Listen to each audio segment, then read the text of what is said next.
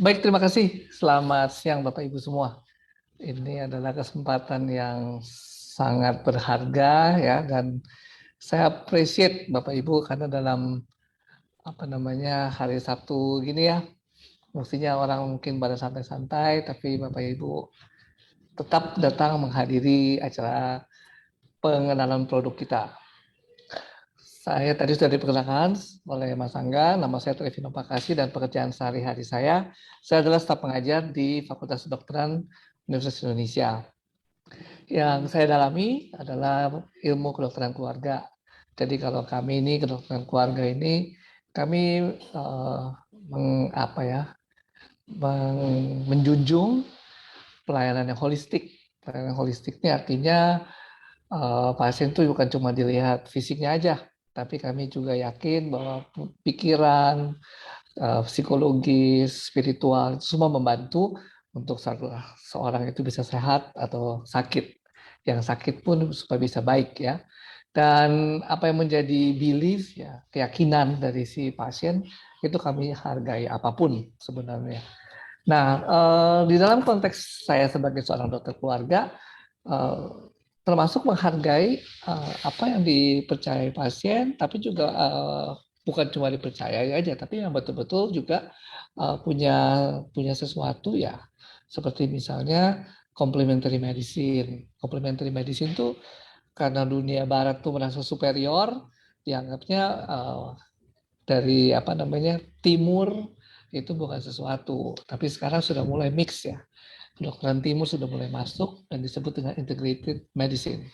Termasuk apa yang Bapak Ibu sekarang dalami, ya penggunaan SOP, SOP Subarasi dan eksekusi itu adalah bagian yang dulu disebut komplement, ya tambahan. Tapi sekarang kita lebih mengarah ke integratif medicine. Jadi kita saling bekerja sama antara apa-apa yang sudah diketahui dunia barat dengan penelitiannya, tapi juga oleh dunia timur dengan pengalamannya. Kebanyakan karena pengalaman ya, minum jamu, minum ini, minum itu tuh, atau dipijat, itu adalah pengalaman. Mungkin penelitiannya nggak banyak. Nah, itu kami ya, itu saya dengan kedokteran keluarga, dan pada saat ini saya diminta untuk memberikan sharing tentang komorbid. Saya bisa share screen ya, masa nggak ya? Oke, jadi hari ini kita sama-sama mau dengerin sharing tentang komorbid dari Dr. Tevino ya. Jadi buat teman-teman, ini menurut saya ini bagus banget karena sekarang kebetulan emang ya lagi naik lagi ya. Jadi COVID itu banyak banget. Saya juga lewatin kayak tempat swab, tempat antigen segala macam gitu penuh penuh banget sih, ngantri lagi jadi kayak zaman dulu. Jadi ini mungkin bisa jadi pengetahuan juga buat teman-teman ya. Oke, silakan ya dok, kalau mau dimulai boleh langsung. Terima kasih dok. Oke, soal saya cukup jelas ya. Jelas dok, jelas, aman. Oke.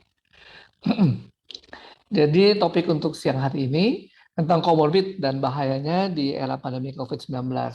Jadi pasti kita udah sering dengar ya bahwa COVID-nya mau naik lagi nih, Februari mau naik lagi. Dan bukan mau ya, kalau kita lihat lagi grafiknya emang sudah mulai naik ya.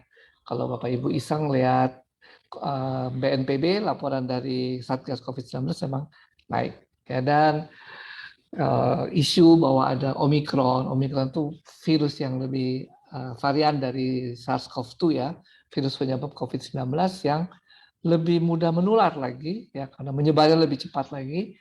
Itu isunya mulai merebak ya, makin banyak makin banyak.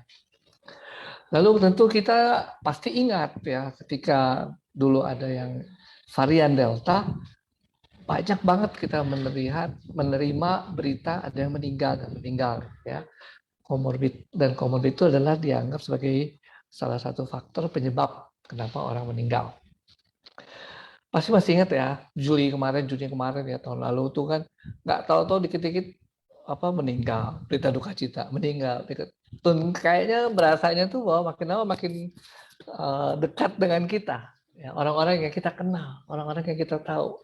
Atau kalau ada teman yang lain juga bilang, dikit-dikit kuing, ambulans lewat, kuing, ambulans lewat. Sampai orang bahkan diterima di UGD sampai di luar tenda dan sebagainya. Dan ini memang mengerikan ya, karena susah orang ya. Kita lihat beritanya di India dan sebagainya, sampai sekarang akhirnya kita juga mengalaminya, kemudian kita sudah reda dengan vaksinasi, sekarang mau naik lagi. Ya, nah mungkin kita sedikit banyak kita bertukar pikiran juga nanti di akhir dari pertemuan kita ini ya. Sekarang saya sampaikan dulu tentang situasi COVID-19, kemudian beberapa komorbid penting, lalu tetap kepada produk. Bagaimana SOP Subarashi dan Utsukushi bisa menolong kita. Ya, kita mulai dengan situasi COVID-19 ya. Nah, ini adalah yang baru saja saya screenshot tadi pagi ya. Jadi kalau Anda lihat di sini peta negara kita, nah di sini DKI Jakarta memang kasusnya paling banyak ya. Dots-nya sudah gede ya. Dot warna merah nih, ya gede sekali menunjukkan kasusnya banyak. Kenapa sih habis itu DKI Jakarta, Jawa Barat, Jawa Tengah, Jawa Timur? Udah pasti ya jawabannya satu, penduduknya paling banyak. Jadi kalau penduduknya paling banyak, lebih paling banyak juga yang sakit ya, sehingga gambar dot merahnya ini bukan dot lagi, udah lingkaran ya. Jadi karena penduduk kita di Pulau Jawa ini paling banyak, sehingga kalau ada yang sakit dan menular ya tentu saja otomatis angka yang sakitnya paling banyak di provinsi-provinsi ini ya. Tapi ada pemikiran-pemikiran lain, kenapa juga di provinsi ini? Ada yang berpikir polusinya banyak ya. Ada berpikir lebih mudah menular. Kenapa lebih mudah menular ya? Kan lihat aja ya. Apalagi kalau datang ke daerah-daerah kumuh di kota Jakarta. Padat ya. Jadi itu semua berkaitan dengan mudahnya penularan. Nah ini sekarang gambaran setahun ya. Setahun ini dari tahun 2021 Januari ya. Sekarang kita Januari 2022. Nih Bapak Ibu bisa lihat yang ada peningkatan nih ya sebelum habis Natal tahun baru, kemudian agak menurun lagi menjelang Pasca. Nah itu ada peningkatan ya. Tapi waktu itu dicegah dengan cara nggak ada mobilitas. Ya, mobilitas dikurangi waktu Natal tahun baru. Tetap ada yang pergi ya. Waktu Lebaran juga dicegah, tapi orang perginya sebelum Lebaran atau sesudah Lebaran. Sehingga kemudian lihat, waduh, naiknya benar-benar tinggi sekali di bulan Juli Agustus ya. Dan itu kita sampai ngeri ngelihatnya, karena banyak sekali yang meninggal dan sebagainya ya. Dan makin kenal, makin kenal, makin kenal. Saya juga kebetulan satgas di gereja. Satu minggu itu satu hari satu meninggal. Dari satu hari satu meninggal itu 4 COVID, yang 3 nggak jelas. Ya, bisa jadi bisa iya, biasa enggak. Jadi banyak sekali meninggal. Setelah itu meredak dan sangat ditolong oleh vaksinasi. Tapi kemudian Januari naik lagi. Ya, ini ada kaitan juga dengan vaksinasi ya, karena vaksin itu membuat antibodi. Tapi antibodi itu sebenarnya ada umurnya juga.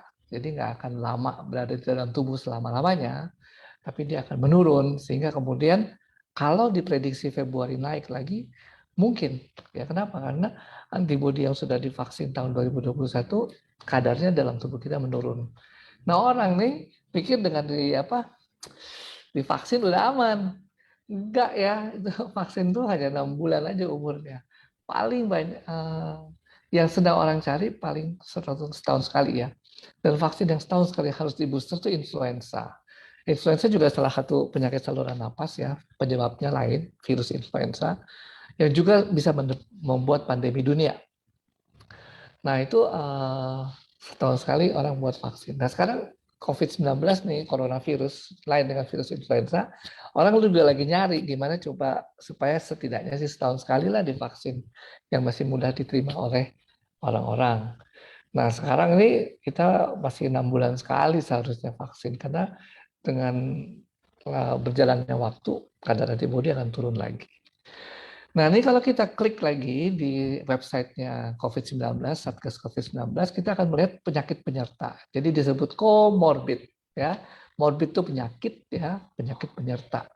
Istilah yang sama kan kita ketemu di co-pilot misalnya. Jadi pilot yang menemani ya. Jadi pilot nggak cuma satu, mesti ada yang menemani juga. Yang satu ada apa-apa, yang satu masih bisa nyupir pesawatnya. Ada lagi apa lagi ya? Co-pilot, co-starring ya. Kalau bintang film ada star, ada co-starring ya, dan sebagainya. Jadi penyakit penyerta. Penyakit penyerta COVID-19 yang dilaporkan oleh Satgas itu paling tinggi hipertensi, kemudian diabetes, kemudian penyakit jantung, ya. Nah, ini kehamilan sih bukan penyakit ya, tapi sesuatu yang ditemukan yang sering sakit, sering dapat COVID, ya mungkin ada hal-hal tertentu yang menyebabkan ibu-ibu hamil ini 10% dari total yang sakit ya adalah ibu-ibu hamil. Lalu di bawahnya ada penyakit paru obstruktif kronis, contohnya misalnya asma, ada penyakit yang namanya emfisema, itu adalah penyakit paru yang eh, kronis ya dan obstruktif, jadi terhambat ya, aliran napasnya terhambat. Turun-turun terus ke ginjal dan sebagainya ya. Nah, ini yang meninggal karena COVID-19. Ternyata hampir 10% ya diabetes, diikuti oleh hipertensi, kemudian penyakit jantung, penyakit ginjal, penyakit paru, kanker, dan selanjutnya seperti yang Anda lihat. Jadi ya, tadi yang saya sajikan ada dua macam ya. Yang satu penyakit penyerta. Dari penyakit penyerta misalnya nomor satu hipertensi, ternyata penyebab kematian oleh hipertensi nomor dua. Tapi ya 9% juga. Jadi kalau misalnya di sini kita lihat 1.000 orang sakit COVID, 50% ada hipertensi. Jadi ada 500 yang hipertensi. Dari 500 yang hipertensi, 10%-nya kemungkinan meninggal. Jadi 50 meninggal. Itu banyak ya, 50 meninggal. Apalagi bagi keluarga yang kehilangan. 100% hilangnya. Nggak 50% lagi, hilang 100%. Ya. Jadi penyakit-penyakit ini, dan justru penyakit-penyakit yang dulu dianggap penyakit, bukan dulu ya, sampai sekarang juga tetap dianggap sebagai penyakit tidak menular. PTM, penyakit tidak menular, justru mengalami kematian, keparahan akibat penyakit menular, yaitu COVID-19 ini. Ya. Nah, ini report yang sama di luar negeri. Ya, ini saya cuma copy paste saja dari jurnal. Jadi Bapak Ibu juga bisa melihat bahwa masalah kita ini sama dengan di luar negeri. Ada bedanya sedikit ya. Jadi yang banyak dilaporkan adalah hipertensi, diabetes, penyakit paru obstruktif kronis, ada obesitas. 2 minggu yang lalu saya bicara obesitas. Dan obesitas itu memang menurunkan daya tahan tubuh. Sehingga kemudian kalau 2 minggu yang lalu arahnya adalah gimana kita memanfaatkan produk kita sehingga kita bisa mengurangi risiko dengan menurunkan berat badan. Itu arah pembicaraan 2 minggu yang lalu. Mudah-mudahan masih bisa di-recall atau dilihat di YouTube sehingga Bapak Ibu juga tertarik ya untuk memanfaatkan produk ini untuk meningkatkan daya tahan tubuh dan menurunkan obesitas. Lalu yang terakhir kelima, cardiovascular disease, jadi penyakit pada saluran pada jantung dan pembuluh darah. Itu adalah yang banyak dilaporkan di luar negeri. Nah ini Anda lihat nih coronavirusnya ya, bisa berinteraksi langsung dengan sel-sel tersebut ya. Ada orang kanker, diabetes ya, hipertensi dan sebagainya. Nah ini Anda bisa lihat nih penyakit, disorder, and conditions ya, dan kondisi-kondisi ya, with strongest and most consistent evidence. Jadi pada kondisi-kondisi ini ya, orang mengalami penyakit COVID-19 dan segala keparahan komplikasinya itu ya konsisten di mana-mana di seluruh dunia. Yang punya kardiovaskuler memang lebih parah, yang terjadi badai cytokine itu juga lebih parah, yang punya penyakit paru obstruktif kelihatan lebih parah ya. Lalu di sini ada kondisi ya atau penyakit ya juga diperkirakan berkontribusi terhadap keparahannya COVID-19. Meskipun buktinya belum terlalu banyak. Contohnya asma, kehamilan, penyakit-penyakit autoimun, imunodefisiensi, bukan autoimun ya, penyakit kekurangan daya tahan tubuh, imunodefisiensi, ya, atau penyakit-penyakit kayak stroke. Ini 4 penyakit ini diperkirakan adalah salah komorbid yang mungkin memperparah atau jadi lebih parah karena COVID-19. Kalau yang ini adalah kondisi dan penyakit ya, di mana kalau ada COVID-19 udah pasti parah. Ya, buktinya udah jelas, yaitu diabetes, kanker, penyakit-penyakit kardiovaskular, merokok, ya, orang-orang yang ditransplantasi organ, obesitas, ya, penyakit ginjal, penyakit paru obstruktif, orang yang mengalami badai sitokin, badai sitokin, dan hipertensi. Ini adalah kondisi-kondisi dan penyakit-penyakit yang kalau kena COVID-19 bakalan parah. Nah, ini dari Bapak Ibu, baik Ibu yang mendengar saat ini atau nanti akan mendengar di YouTube ya, boleh melihat diri saya masuk yang mana nih ya. Ada di antara ini nggak semua? Paling nggak nih ya, kalau kita menyimak 2 minggu lalu, jangan-jangan kita udah masuk obesitas. Kenapa? Kebanyakan WFH ya, naik berat badan kita. Jadi kita lihat nih, apakah berat badan dibagi tinggi badan kuadrat kita dalam meter melebihi angka 24 ya, 24 kg per meter persegi. Kalau terlalu tinggi, nah kita sudah mulai masuk ke overweight, kemudian obesitas, kita mesti hati-hati di era Omicron ini ya. Sedikit saya mengutip juga nih kata Pak Menteri Kesehatan bahwa kemungkinan besar sih ya menurunnya si COVID-19 ini 5 sampai 10 tahun. Jadi nggak segera habis ya, 5 sampai 10 tahun. Ini ambil contoh dari MERS-CoV, saudaranya SARS-CoV ya, MERS-CoV sampai dari tahun 2011 2010 sampai SARS-CoV-2 ini mulai masih ada sebenarnya. Ya, jadi memang COVID coronavirus ini memang pandai sekali bermanifestasi, pandai sekali berubah sehingga kemudian akan sulit ya untuk secara cepat kita mengontrol penularannya. Nah ini manifestasi ya atau gambaran penyakit-penyakit kardiovaskular yang terinfeksi COVID-19 ya. Kematian mendadak ya berhubungan dengan henti jantung, kita nggak tahu tiba-tiba berhenti aja tuh jantung ya. Ini dilaporkan ya henti jantung tanpa kita tahu penyebabnya. Kemudian virusnya sendiri bisa menginduksi terjadinya radang pada otot jantung. Jadi otot jantung bisa meradang karena virusnya.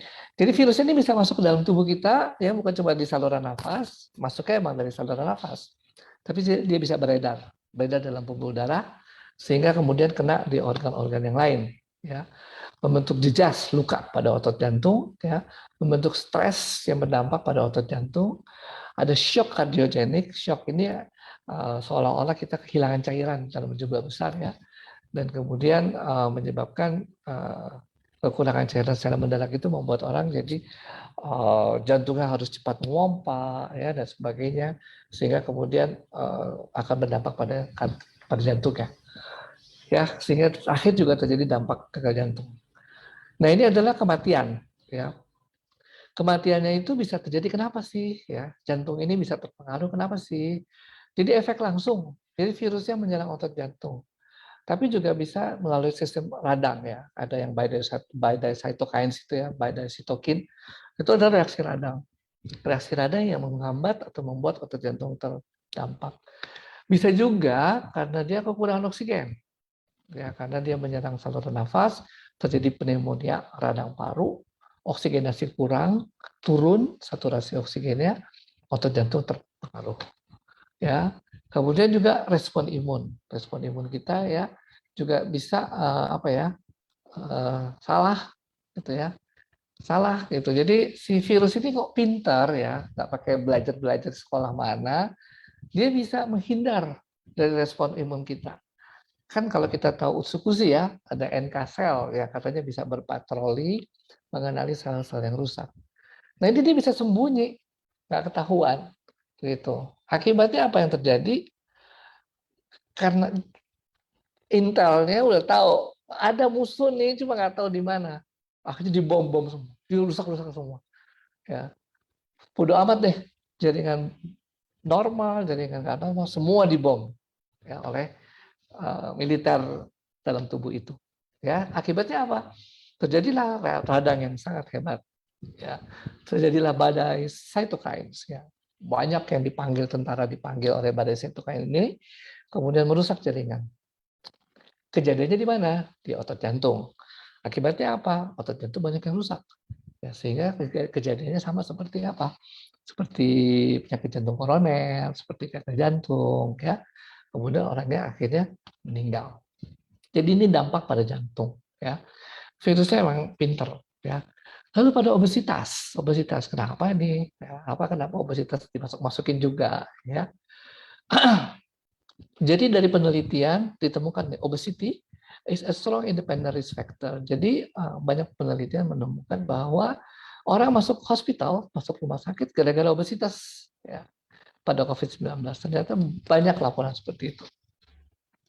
Kemudian obesity increases the need for critical care and invasive medical ventilation due to COVID-19. Orang-orang yang obesitas dan mendapat COVID-19 ternyata dilaporkan banyak masuk ICU, bahkan harus dapat ventilasi. Ya. Kemudian obese patients are vulnerable to an adverse clinical course of COVID-19 and have a more contagious state than the lean patients. Jadi orang-orang obesitas yang kena COVID ternyata lebih rentan untuk efek klinisnya ya, atau dampak klinis gambar klinisnya berubah daripada mereka yang berat badannya oke, normal ya, lean patients. Obese population have a decreased response to vaccination. Ternyata orang-orang yang obes divaksin juga nggak mempan. Ya, kalau nggak percaya nih, coba aja deh ya, Bapak Ibu iseng deh datang ke klinik terdekat siapapun atau ke klinik saya juga boleh, tes deh IgM IgG-nya ya. Dulu tuh jadi rapid test awal-awal ketika kita mau mau mencegah atau mau men-screening COVID ya yang di darah ini. Sekarang udah nggak dipakai, semua swab antigen. Tapi tesnya masih ada. Terbentuk apa enggak tuh IgG-nya ada apa enggak ya. Dan kami di UI pernah coba meneliti sedikit sih 25 orang, nggak ketemu, ada yang nggak ketemu IgG-nya. Berarti udah divaksin, udah pernah COVID, kok nggak ada IgG-nya? Ternyata obes itu juga mempengaruhi, sehingga setelah divaksin nggak ada efek. Ya. Lalu apalagi obesity is associated with a variety of comorbid situations. Ya, jadi obesitas ini berasosiasi atau berhubungan dengan berbagai macam penyakit dalam comorbid yang lain, misalnya diabetes, fatty liver, penyakit jantung koroner, itu semua dasarnya obesitas. Ya. Kemudian meningkatkan apa? Morbidity, kesakitan, dan mortalitas kematian oleh COVID-19. Obese patients are more challenging to intubate. Jadi kalau perlu masukin selang dari ini buat bernapas, aduh susah, lehernya nggak ada. Duh, masukin itu susah banget selangnya, akhirnya hipoksia, akhirnya kekurangan oksigen, akhirnya lebih cepat meninggal. Telat masukin oksigennya. Ya. Jadi obesitas itu juga punya. Tadi kita belajar pertama tentang penyakit kardiovaskular, yang kedua obesitas, hubungannya apa dengan COVID-19. Ya, ini komorbid ya. Lalu ada laporan lain ya, kematian pada COVID-19. Tadi sudah dilaporkan kondisi Indonesia. Di luar negeri, orang bikin reviewnya, ternyata usia tua, laki-laki lebih berisiko daripada perempuan. Kemudian penyakit paru obstruktif kronis, itu berisiko untuk menimbulkan kematian. Kebanyakan kolesterol meningkat, dan diabetes meningkatkan kematian. Ya ini banyak sih teorinya, karena belum tentu atau belum pasti kenapa atau bagaimana mekanismenya. Contohnya laki-laki masa lebih cepat meninggal dari perempuan. Ya nasib kita sebagai laki-laki. Tapi memang kalau kita lihat secara umum, angka harapan hidup laki-laki memang lebih rendah daripada perempuan. Ya. Di Indonesia laki-laki 72 tahun sekian bulan, perempuan 73 kalau nggak salah. Secara umum memang angka harapan hidup laki-laki lebih rendah. Tapi kenapa lebih rendah? Laki-laki lebih banyak merokok mungkin, laki-laki lebih banyak mobile, risiko kecelakaannya lebih tinggi, laki-laki lebih banyak ketemu orang barangkali untuk berisiko terinfeksi dan sebagainya. Ya, laki-laki juga banyak yang gendut dan lebih banyak lagi yang gendut kali ya sejak harus WFH. Oke, jadi banyak sekali pemikiran-pemikiran. Yang jelas kalau penyakit paru obstruktif itu pasti akan membuat apa? Kekurangan oksigen. Orang kekurangan oksigennya meninggal. Hiperkolesterolemia ini masih nggak tahu kenapa. Mungkin mekanismenya lewat pembuluh darah yang tersumbat.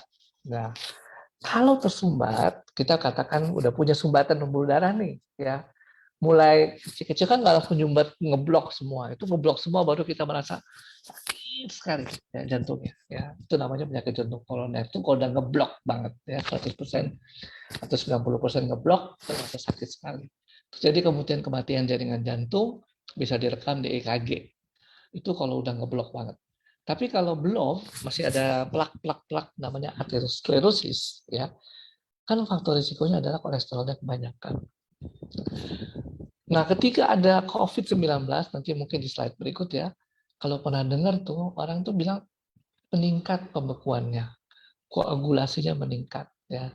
Dilihat dari mana? Dari D-dimer, ya, D-dimer, diperiksa D-dimernya, waduh tinggi. Ya. Jadi ada penggumpalan darah, dalam pembuluh darahnya sudah ada penyempitan, begitu ada penggumpalan, lebih gampang nyumbat. Ya. Nah kalau nyumbatnya di otak, ya otaknya yang kena stroke. Nyumbatnya di pembuluh darah jantung, jantung yang mati. Ya. Jadi penting kolesterol itu ya. Nah kalau diabetes apa hubungannya? Nah diabetes ini sebenarnya juga orang masih bingung, benar nggak sih diabetesnya, atau komplikasi diabetesnya, atau underlying cause dari diabetes. Jadi masih meraba-raba. Di Indonesia sendiri diabetes justru nomor 1 penyebab kematian, tapi kalau ditemukan di dalam COVID-19, dia termasuk yang rendah. Ya. Hipertensi yang paling banyak ditemukan. Tapi nomor penyebab kematiannya justru nomor 1. Ya. Diabetes orang pasti ini. Nah, teman-teman ini mesti cegah yang ini dulu nomor 1. Jangan sampai virusnya masuk di dalam tubuh kita. Itu yang paling penting. Jadi ini Anda lihat nih ya, ukuran virus itu sangat kecil. Bacanya 0,1 mikron. Mikron tuh kayak apa sih? Ya, mikron itu kalau kita bisa bayangkan 1 milimeter, ya 1 milimeter, 1 cm dibagi 10 itu 1 milimeter. Lihat di penggaris ya. 1 milimeter dibagi 1000 itu adalah mikron. Oke. Kemudian dibagi 1000 lagi, itu milimikron. Oke. Jadi 1 milimeter dibagi sejuta. Ya. Lalu dibagi 10 lagi, itu 0,1 milimikron. Itu ukurannya virus tuh sangat kecil, makanya kita nggak bisa lihat. Ini perbandingannya ya. Kalau ini rambut kita yang tipis gini nih, ya, diperbesar kayak gini, terus kita taruh ada rantai di sini. Rantai ini ternyata kalau diperbesar ya, yang biru ini 1 biji adalah ukuran 10 mikron.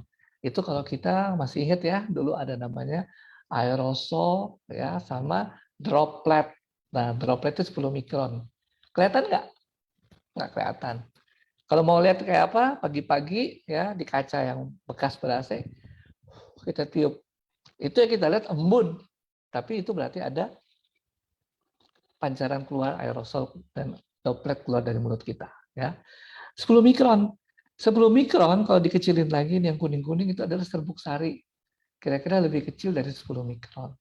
Lalu ada yang merah nih titiknya. Nah itu bakteri. Ya. Bakteri itu ukurannya 2,5 mikron. Nah yang merah ini ternyata kemudian lebih kecil lagi digedein itu adalah ukuran virus. Kayak bola, ya bola golf dari ukuran lapangan bola kaki. Itu kira-kira ukuran virus perbandingannya. Sangat kecil. Tapi itu justru bisa masuk ke dalam tubuh kita, masuk sampai ke paru-paru, ya, karena mendompleng apa? Mendompleng polutan, polusi udara. Polusi udara siapa bisa hindari? Nggak ada yang bisa. Ya, mau nggak mau kita harus bernapas. Kalau kita nggak bernapas ya kita mati.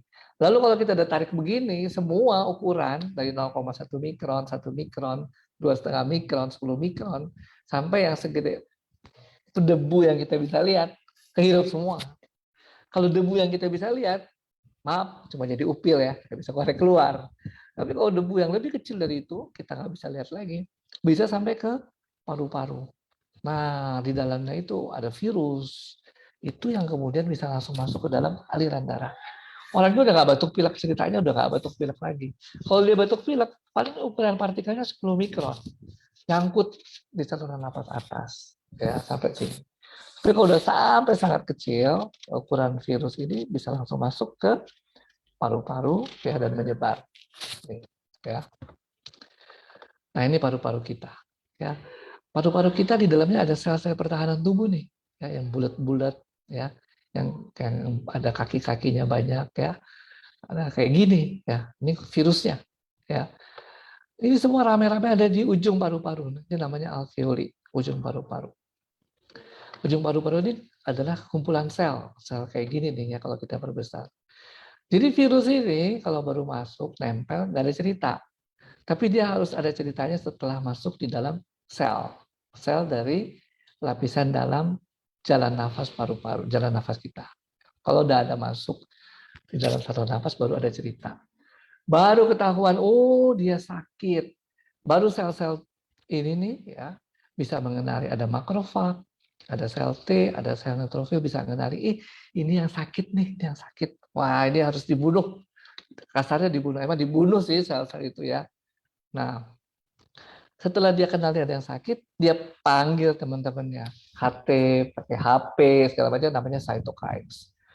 Ya, nah itu cytokinesnya bisa saking banyaknya kayak badai, ya badai cytokines. Karena ayo rame-rame manggil, udah nih ada intruder, ada musuh ya. Dan musuh ini kadang-kadang sangat pintarnya sembunyi sampai nggak ketahuan. Dan saking nggak ketahuan dia takut dibunuhnya semua. Ya, saya pernah ingat ada film tentang Perang Dunia, ya Perang Dunia, dan itu tentang cerita tentang Pearl Harbor. Nah, salah satu di antara orang Amerika yang ditangkap oleh Jepang, ya, kemudian dikurung, ya, di dataran Cina, itu kemudian ketahuan, bukan ketahuan ya, kedapatan oleh tentara Cina, sehingga kemudian dibebaskan. Padahal itu dikurung oleh Jepang. Nah, Jepang nggak ketemu nih tentara Amerika di mana, dibom desanya, dihancur-hancurin desanya, banyak orang mati semua. Nah, model kayak gitu kira-kira. Ya, dia udah nggak tahu di mana virusnya, dibom, akhirnya jadi radang paru-paru, radang yang hebat itu yang membuat orang kemudian juga meninggal. Ini larinya ke sini, ya. Tapi dia masuk dalam saluran darah juga, masuk ke dalam sel-sel tubuh nih, bisa ke paru, bisa ke usus, ya. Makanya ada yang diare, ya, bisa ke otak, bisa ke jantung, bisa ke hati, bisa ke ginjal, ya. Itu semua bisa masuk ke dalam sel-sel tubuh kita karena perantaraan ada reseptornya, ada pintu masuknya, ya. Nah, itu bisa masuk, dia bisa menyebar kemana-mana. Jadi kalau punya comorbid dengan daerah-daerah tersebut, misalnya liver ya, paling sering kalau kita USG abdomen ketemu fatty liver, perlemakan hati. Nah, itu jadi rentan dia, ya, masukan itu. Jantung, jantung koroner, jadi rentan, mudah sakit, ya. Nah, itu dia menyebabkan hal yang sama seperti yang di paru-paru. Tapi ini radangnya terjadi di tempat lain. Nah, radang yang hebat ini juga akan menginduksi apa tadi kalau pernah masih ingat penggumpalan ya, koagulasi. Dan kita bisa lihat D-dimernya tinggi. Jadi Bapak Ibu lihat ya, kalau kita COVID-19 atau pernah COVID-19 atau teman kita COVID-19, diperiksa D-dimernya, diperiksa leukositnya, limfositnya diperiksa. Limfosit ini adalah yang pertahanan pertama melawan virus. Ya. Limfosit ini salah satunya adalah NK cell yang sudah kita sering dengar lewat usus-usi. Ya. Nah, ini yang terjadi ya, itu yang kita lihat-lihat dari itu kemudian radang yang hebat tadi membuat penggumpalan darah, nyumbat di mana-mana, nyumbat di ginjal jadi gagal ginjal, nyumbat di otak jadi stroke, nyumbat di jantung jadi ya penyakit jantung yang sama seperti penyakit jantung koroner. Nah itu kejadiannya ya, komorbid itu. Lalu gimana nih? Sebenarnya kita bisa ngapain sih ya? Nah, kalau Bapak Ibu ingat di dalam usus-usus kita dengan ingredients yang segini banyak, ya ada yang namanya mikroba ya, atau bakteri-bakteri yang baik. Di situ ada bifidobacterium, ada lactic acid, itu adalah golongan-golongan yang disebut sebagai apa namanya probiotik. Ya.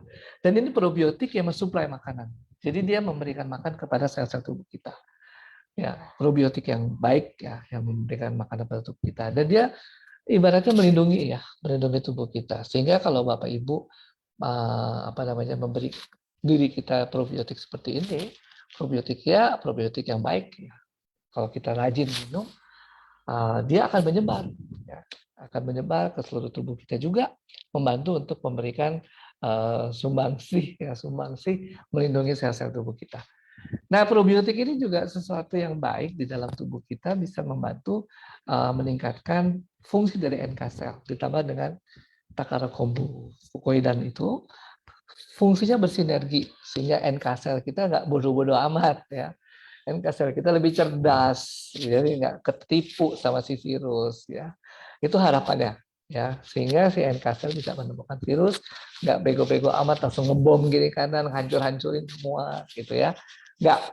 Nah, itu yang diharapkan dengan adanya si ingredients dari usuk-usi. Ingredients yang lain apa? Ya, antioksidan. Antioksidan ini penting sekali. Justru pada kondisi di mana ada radang paru, penyakit paru obstruktif kronis, membuat orang kekurangan oksigen. Sehingga terjadi stres oksidatif. Lawannya apa? Antioksidan. Antioksidan ini yang penting. Ya, penting untuk kita bisa meningkatkan daya tahan tubuh kita. Nah, apalagi di situ ada salmon DNA. Salmon DNA ini kan DNA itu adalah komponen terpenting untuk regenerasi sel juga ya. Tapi komponen selnya. Lain kalau kita bicara SOP subarasi. SOP menginduksi regenerasi sel karena ada peptida dari ovarium salmon ya.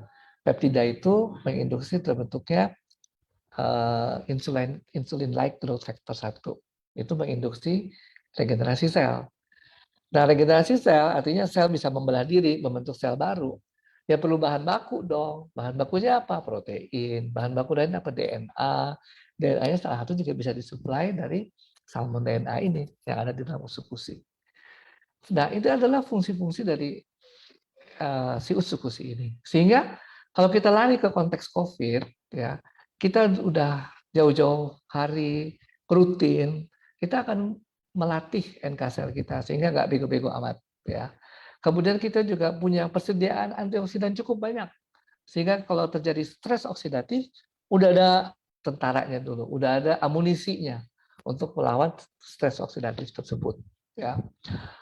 Itu kira-kira. Dan kemudian kita juga punya sebagian sekelompok kecil dari probiotik yang melindungi sel-sel tubuh kita. Nah, ini memang saya bikin panah-panahnya yang nggak terlalu pas persis ya, tapi ini adalah yang menuju ke imunitas. Sedangkan ini yang lain menuju ke sel-sel tubuh ya sebagai antioksidan. Produk lain yang kita ketahui yaitu SOP Subarashi ya. Nah, ini kan kalau Anda lihat ingredients utamanya adalah peptida ya. P itu peptida ya. Ada yang dari salmon ovary peptida, peptide. Ada yang berasal dari apa? Dari sardin peptide, ada yang berasal dari tumbuhan ya, vegan peptide. Dan kalau di baratnya namanya fruit flow ya dari tomat. Nah, si peptida ini regenerasi sel. Jadi sel-sel yang rusak di paru ya akan segera diganti ya regenerasi sel. Tentu ini bukan waktu yang cepat ya, bukan sejam 2 jam langsung jadi. Enggak ya. Jadi memang sel-sel rusak ini bisa, kenapa terjadi sel-sel rusak? Bapak Ibu tidak bisa menghindari akan menghirup polutan, apalagi yang hidup di kota-kota besar akan rusak ya, oleh polutan tersebut. Bapak Ibu mungkin ada yang merokok, ya di mana-mana asap itu bahaya, ya mau itu asap kendaraan, asap rokok, asap vape, ya kita nggak tahu, ya bilang vape aman aman aman, belum ketahuan aja ya penyakitnya. Tapi belum tentu aman. Namanya asap nggak ada yang benar. Ya. Asap sampah nggak ada yang benar. Namanya asap kok. Ya. Nah itu bisa merusak. Apalagi penyakit-penyakit kronis kita itu juga merusak sel-sel tubuh. Sehingga kalau sudah rusak tentu lebih rentan ya. Karena ini pertahanan tubuh yang paling depan. Sel-sel pelapis saluran nafas ini supaya tidak virusnya tidak masuk dan menginfeksi lebih dalam lagi.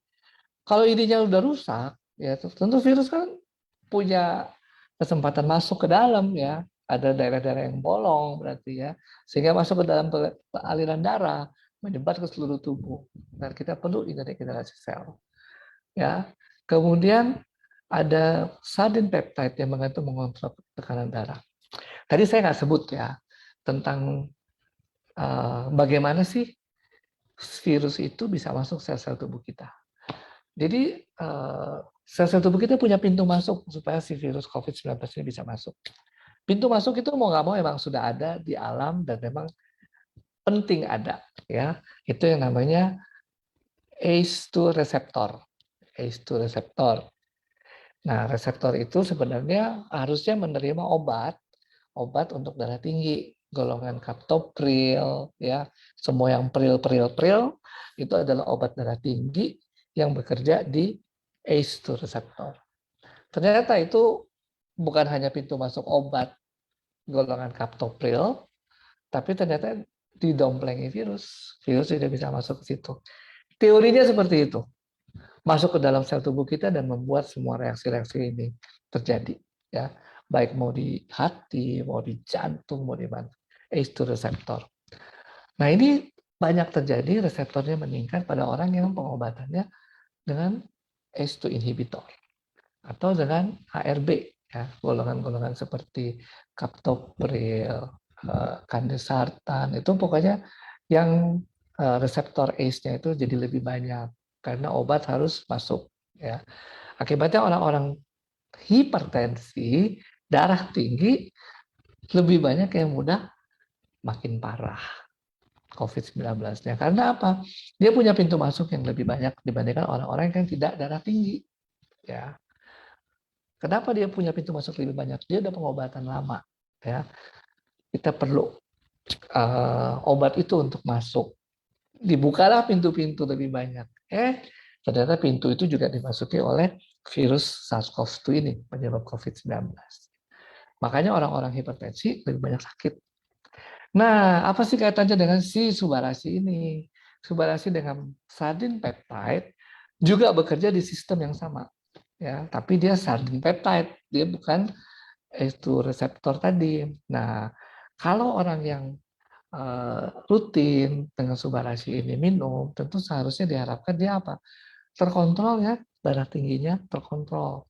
Kenapa bisa terkontrol, ya? Karena bekerja juga di sistem yang pakai ACE2 ini, ya, bekerja di sistem itu juga, tapi dengan mekanisme yang lain, ya. Mekanismenya sayangnya nggak diciptain, ya. Saya juga dirahasiain ini karena apa, resep masakan koki, ya, koki kan juga nggak merahasiakan resepnya, ya. Ini saya nggak sampai detail taunya, tapi memang dia membantu, terbukti membantu mengendalikan, ya, sehingga orang-orang yang darah tinggi dan mengkonsumsi Subarasi diharapkan bisa terkontrol tekanan darahnya dan mungkin mengganti dari obat-obatan yang meningkatkan risiko, ya, risiko terutama risiko kematian akibat COVID-19. Nah, berikutnya yang kita tahu juga ada vegan peptide atau fruit flow itu, ya.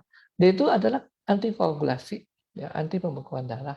Ya, meskipun nggak pernah saya juga nggak pernah teliti persis nggak sih dia akan bekerja menggantikan, mencegah antikoagulasi pada pasien-pasien COVID-19, ya. Saya belum pernah teliti itu. Tapi secara teoritis fungsi itu harusnya ada, ya. Kenapa harusnya ada? Ya, emang dibuktikan dengan koagulasi yang lain-lain, ya. Yang bukan yang normal, ya. Koagulasi yang normal itu kalau kita luka harus ada pembekuan. Tapi koagulasi yang ini abnormal sudah dibuktikan bisa dihambat oleh fluid flow. Cuma kita belum teliti itu di COVID-19. Ya. Nah, secara teoritis kemungkinan itu ada. Ya. Sehingga SOP Subarasi ini penting kita mau kasih dulu awal-awal untuk orang darah tinggi. Ya. Tapi juga mungkin kalau sudah sakit, penting juga kita kasih. Karena mereka akan membantu mengurangi dampak dari COVID-19. Ya, harapan itu ada dari apa? Dari flu flow tersebut. Ya. Kemudian apalagi isinya? Banyak antioksidan. Ya. Banyak antioksidan. Sekali lagi antioksidan diperlukan untuk apa? Melawan stres oksidatif. Kenapa stres oksidatif terjadi? Pada orang COVID-19 terjadi penurunan saturasi oksigen. Kenapa? Fungsi parunya terganggu. Ya, kan kalau diperiksa gitu, ya, lihat saturasinya berapa? Saturasinya 94 nih. Waduh, panik gitu. Oksigen gitu, ya. Nah, itu kenapa? Karena ada masalah mungkin di parunya, ada masalah mungkin di hemoglobinnya, ya, dan di lain-lain, sehingga terjadi kekurangan oksigen. Akibatnya terbentuk stres oksidatif. Lawannya apa? Antioksidan. Dan kalau kita sudah mengkonsumsi lama, ya, diharapkan tubuh kita lebih siap, ya. Ada cell regeneration, ada antioksidan, itu sudah lebih siap, ya.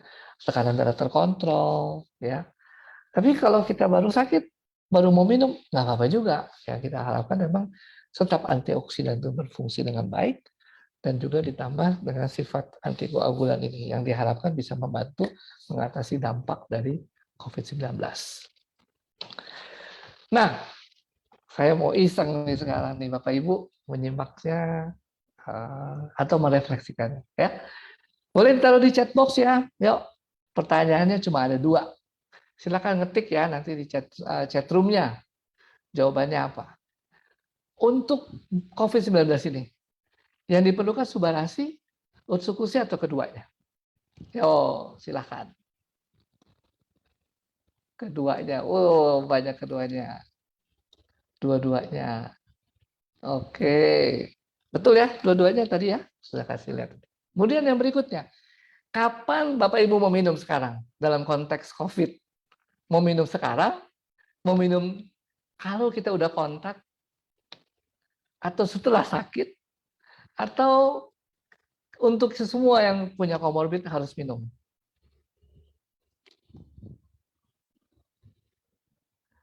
Kalau kita punya komorbid atau kita nggak punya komorbid, minum sekarang nggak? Nah, ya. Wah, ini bagus. Minum sekarang atau ya. Nah, minum sekarang ya. Nggak usah dibuktikan deh, jangan dibuktikan. Maksudnya gini, jangan dibuktikan nunggu COVID dulu, gitu. Jangan. Minum aja, ya. Tapi kebetulan memang saya pernah membuktikan sendiri ya. Membuktikan sendiri ada kan biasanya kalau COVID kena tuh ya suami istri yang kena. Jarang ya suaminya aja, istrinya jarang. Karena mereka pasti kontak erat, ya. Saya punya pengalaman itu. Si istri minum terus ya, SOP, dulu masih SOP ya, subarasinya belum ada. Kemudian suami yang kena. Dua-dua positif, ya. Tapi akhirnya yang istri sembuh, ya, bisa survive, ya. Yang suaminya kebetulan nggak survive. Tapi itu membuktikan bahwa rutin minum sebelum bahkan jauh sebelum kita tahu mau ada COVID-19. Rutin minum terus, ya. Setelah ada COVID-19 terekspos, ya terpajan, toh bisa lebih survive, ya. Nah, lebih bagus mencegah daripada mengobati. Betul. Ya, sekarang kalau kita keluarkan sejumlah uang 1.650.000, 1.700.000, lupa saya berapa. Itu ya kan lebih kecil daripada risiko kematian, ya kan? Kalau nggak meninggal pun masuk ICU, yang berapa? Ya nggak. Nah, sedangkan dampaknya lebih bagus, efeknya lebih bagus ya. Ada fungsi-fungsi antioksidan yang juga mencegah yang lain-lain, kayak cuma COVID-19. Ya. Oke, saya rasa sih Bapak Ibu banyak yang sudah menangkap ya. Sehingga sekarang punya ide baru ya. Ada 2 ide yang saya sampaikan. Satu obesitas 2 minggu yang lalu. Oh ya 1.750.000. Oke, sorry lupa. Gitu. Kemudian satu untuk obesitas ya. 2 minggu lalu saya berikan. Itu kita bisa endorse ya orang-orang untuk mau ya. Kalau nggak ingat apa, cari YouTube-nya. Yang satu lagi adalah sekarang ya, sebelum terjadi sesuatu, dorong diri kita, keluarga kita, orang-orang yang kita kasihi untuk mencegah. Oke, barangkali itu slide terakhir saya nih kayaknya sih. Ingatnya juga gitu.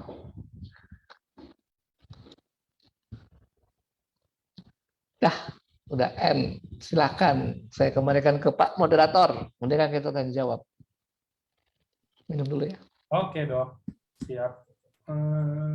Mulai mungkin ya teman-teman yang mau bertanya boleh langsung bertanya, langsung ditanyain aja apa ya.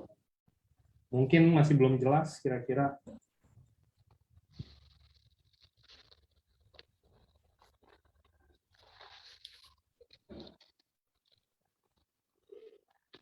Di chat, di apa, di chatting juga boleh kan? Gak usah ditanya langsung boleh, atau mau angkat tangan boleh ya? Boleh juga mau angkat tangan. Mau tanya langsung juga boleh. Udah lama kita nggak interaktif. Ini udah interaktif nih, ngetik-ketik jawaban. Ya.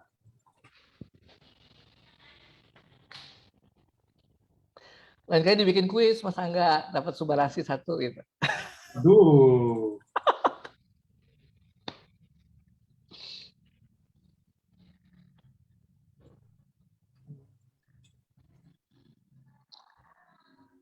Yuk, Ini mungkin pertanyaan pertamanya itu ini ya dok ya, pertanyaan yang kayak udah biasanya dilontarkan. Ada yang orang konsumsi subarasi terus katanya jadi aneh, jadi pusing, ada yang mungkin jadi batuk, jadi apa. Itu sebenarnya pertanyaan udah sering banget sih dok, cuman nggak apa-apa deh kita inian lagi, biar mereka mungkin jadi tahu ya. Kenapa kok bisa pusing atau apa gitu? Apakah dari produknya yang salah? Ataukah emang mungkin sebelumnya pernah ngapain gitu kan? Iya. Iya, itu sebenarnya kalau kita ngomong pusing banyak penyebab ya. Nggak punya Sebenarnya duit kalau juga yang pusing ya dok ya? kenapa? Nggak punya uang juga pusing ya? Iya, itu lebih lebih pusing lagi. Ya, bener ya kalau nggak punya uang mendingan suruh jadi ini member gitu kan, jadi dapat uang. Jadi kalau kita ngomong pusing sih, sebenarnya ya yang paling sering ditemukan tuh adalah kekurangan gula darah. Kalau kita telat makan pasti sakit kepala dan pusing. Itu sebenarnya yang paling sering ya.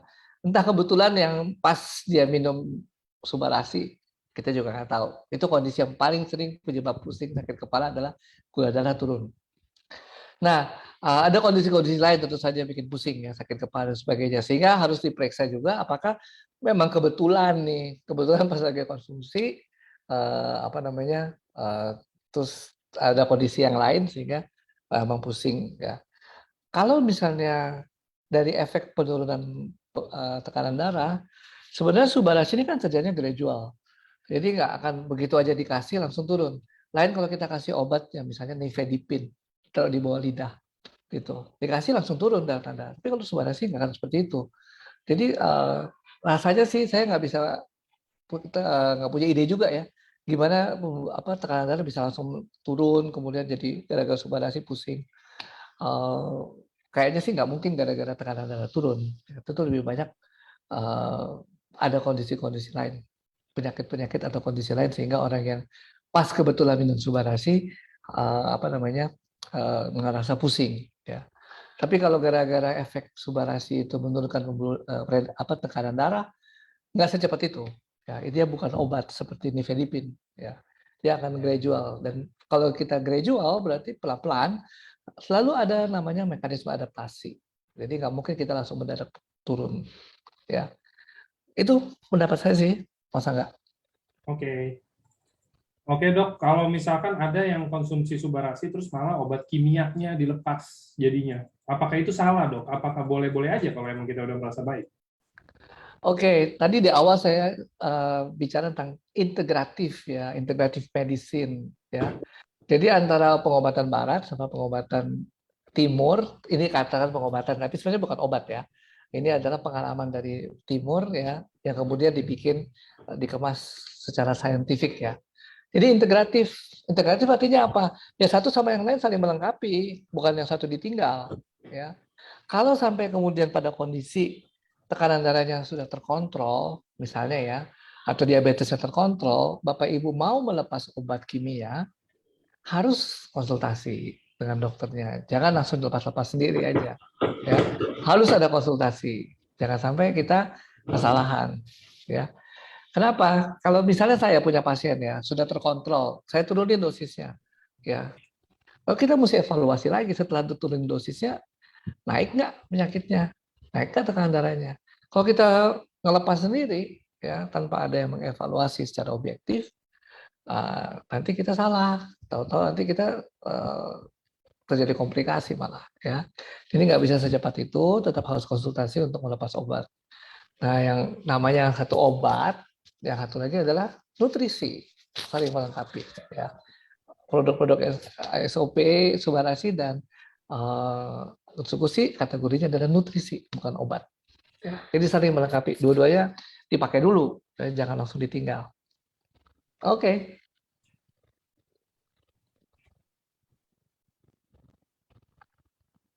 lanjut. Barangkali ada pertanyaan lain. Ah, oke, kita ke pertanyaan berikutnya.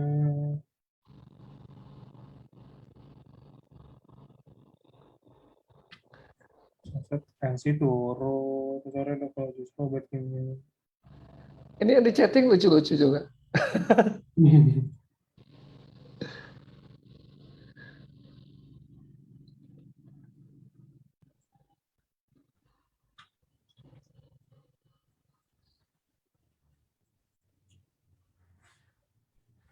Kalau dokter yang merawat atau kontrak produk, sedangkan hanya dokter DFC. Oke, ini mungkin minta tips ya dok ya.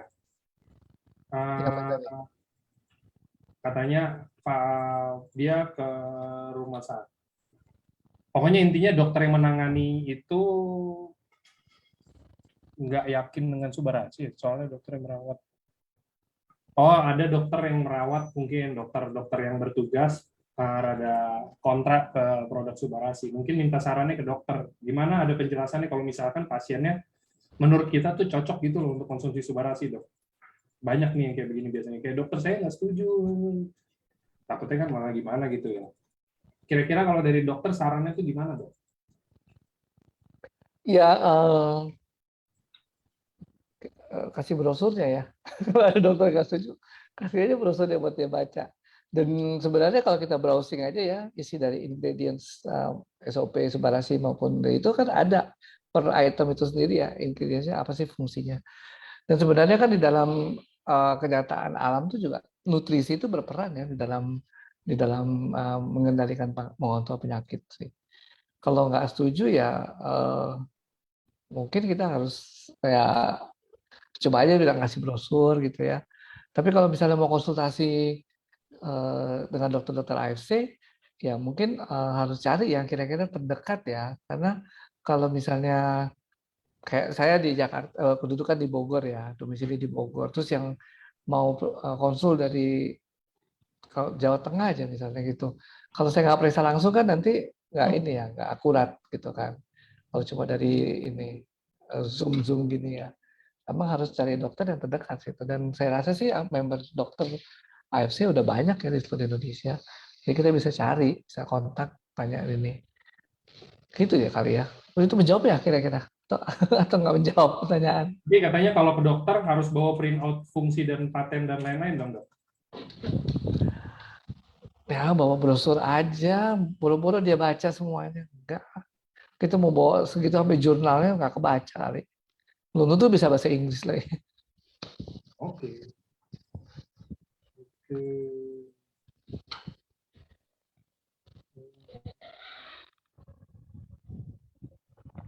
Kalau stroke, wah stroke sih udah jelas ke ini ya dok ya. Stroke udah jelas ke Subarashi gak sih dok? Iya, tanpa aliran darah ya.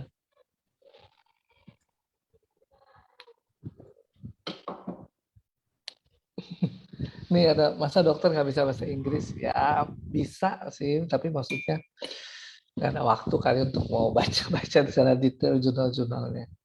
Dok, kalau misalkan konsumsi suba atau utsu terus timbul jerawat, apakah itu efek detox atau ke apa dok? Nah, jerawat juga bisa macam-macam. Jerawat bisa infeksi, ya. Jerawat juga bisa apa namanya? Ya hormon ya, faktor-faktor hormon. Jadi ya tetap kita harus isi case per case ya, menjawabnya nggak bisa sama. Karena jerawat juga modelnya banyak ya. Ada jerawat yang kecil-kecil, ada luntusan gede-gede, itu ceritanya beda semua. Jadi kalau mau dijawab persis ya kita harus lihat dulu jerawat yang model apa nih ya. Kalau curiga infeksi, ya bukan efek detox, tapi infeksi memang. Bisa juga itu karena berhubungan dengan kumannya ya, bisa berkembang biak dengan ini. Gitu. Oke. Oh. Oke, ini mungkin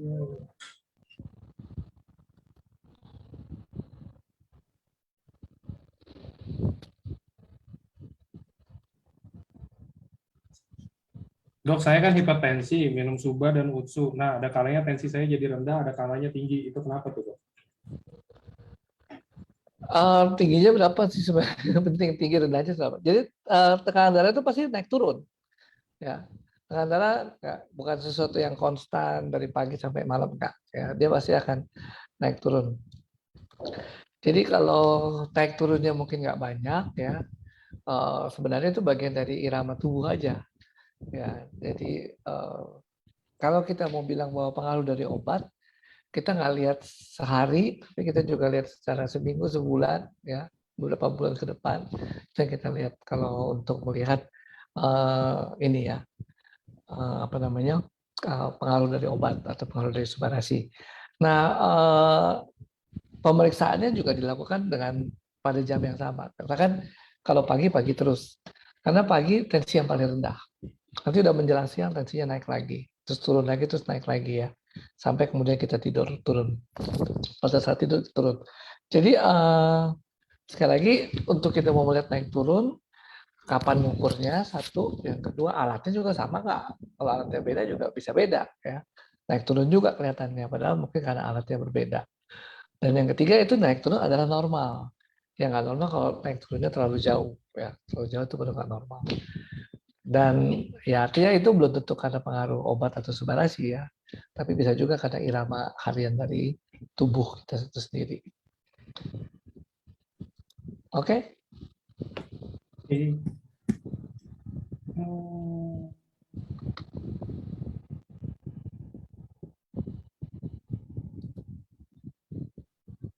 Dok, teman saya ada yang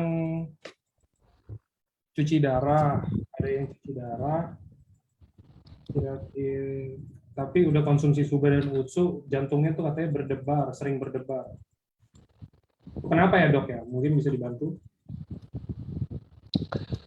Iya, Kalau cuci darah, setahu saya emang efek sampingnya ada itunya ya dok, karena darahnya diganti yang baru, ada mompa nggak sih? pasti ada sesuatu lah dari ininya ya. Kalau berdebat sih juga perasaan subjektif sih sebenarnya. Bisa aja sebenarnya apa namanya tetap aja frekuensinya normal gitu. Berdebat-debat itu perasaan subjektif. Tapi kalau yang nggak normal adalah kalau frekuensinya meningkat cepat, itu yang nggak normal. Hanya kalau kita lihat dari ingredientsnya Subarasi atau Usukusi sebenarnya bukan efek, nggak ada yang efek langsung ke jantung tuh nggak ada. Ya. Jadi dia tidak akan diterima tubuh oleh sel-sel jantung secara langsung itu nggak akan diterima oleh sel-sel jantung langsung gitu ya dan kemudian berespon terhadap Subarasi dan sebagainya. Saya sih rasa mungkin itu ada kondisi lain lah yang kemudian kita harus dalam. Tapi saya nggak bisa bilang apa karena kan kita nggak periksa ya atau nggak kontak langsung dengan yang memberikan pertanyaan. Gitu Mas. Oke. Hmm,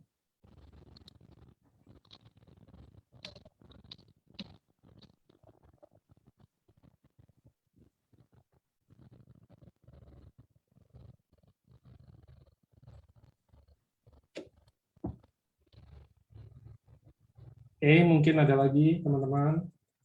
Ada yang raise kan tadi ya, kalau nggak salah.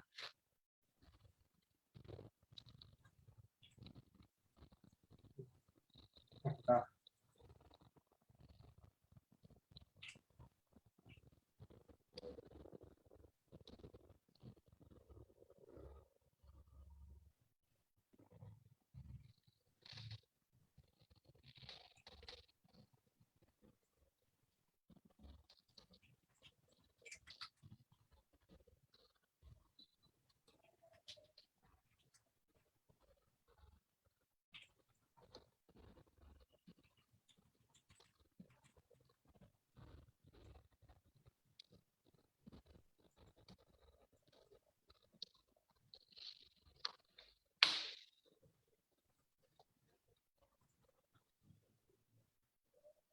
Jadi Bapak Ibu yang paling penting sih comorbid itu tadi ya, gimana caranya. Eh, Tadi cara kerjanya, tapi yang paling penting cara mencegahnya sih. Jangan sampai kita main api ya, kena dulu. Ngapain kita kena dulu. Oh iya ada ini, ada pertanyaan GERD ya, tentang GERD ya.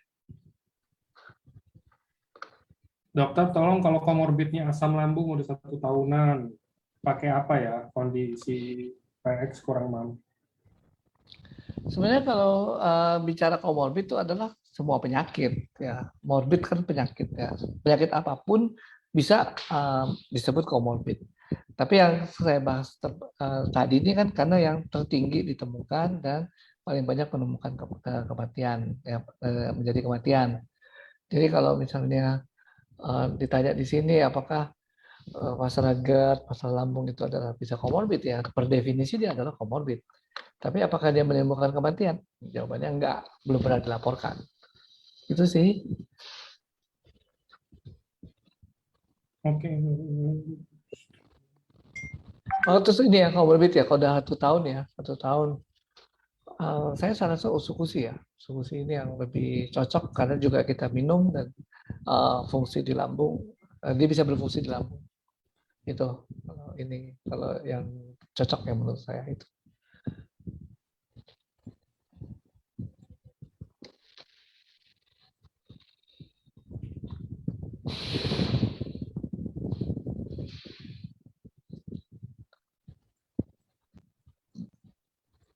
Oke.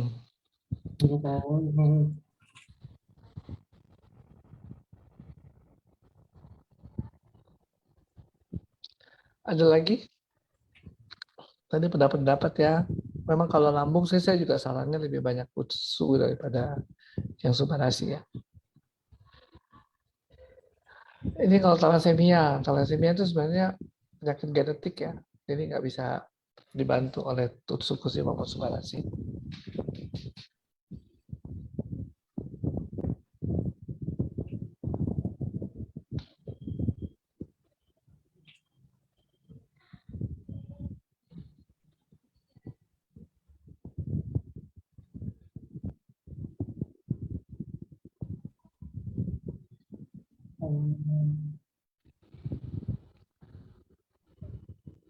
Kemudian ini pertanyaan tentang RA ya, rheumatoid arthritis, lebih baik minum subarasi atau perlu ditambah utsu. Ini kan juga karena berkaitan dengan imun ya, penyakit imun. Mungkin sih saran saya ke ini dulu aja ya, ke pemberian subarasi. Ini ya, untuk apa namanya, rheumatoid arthritis.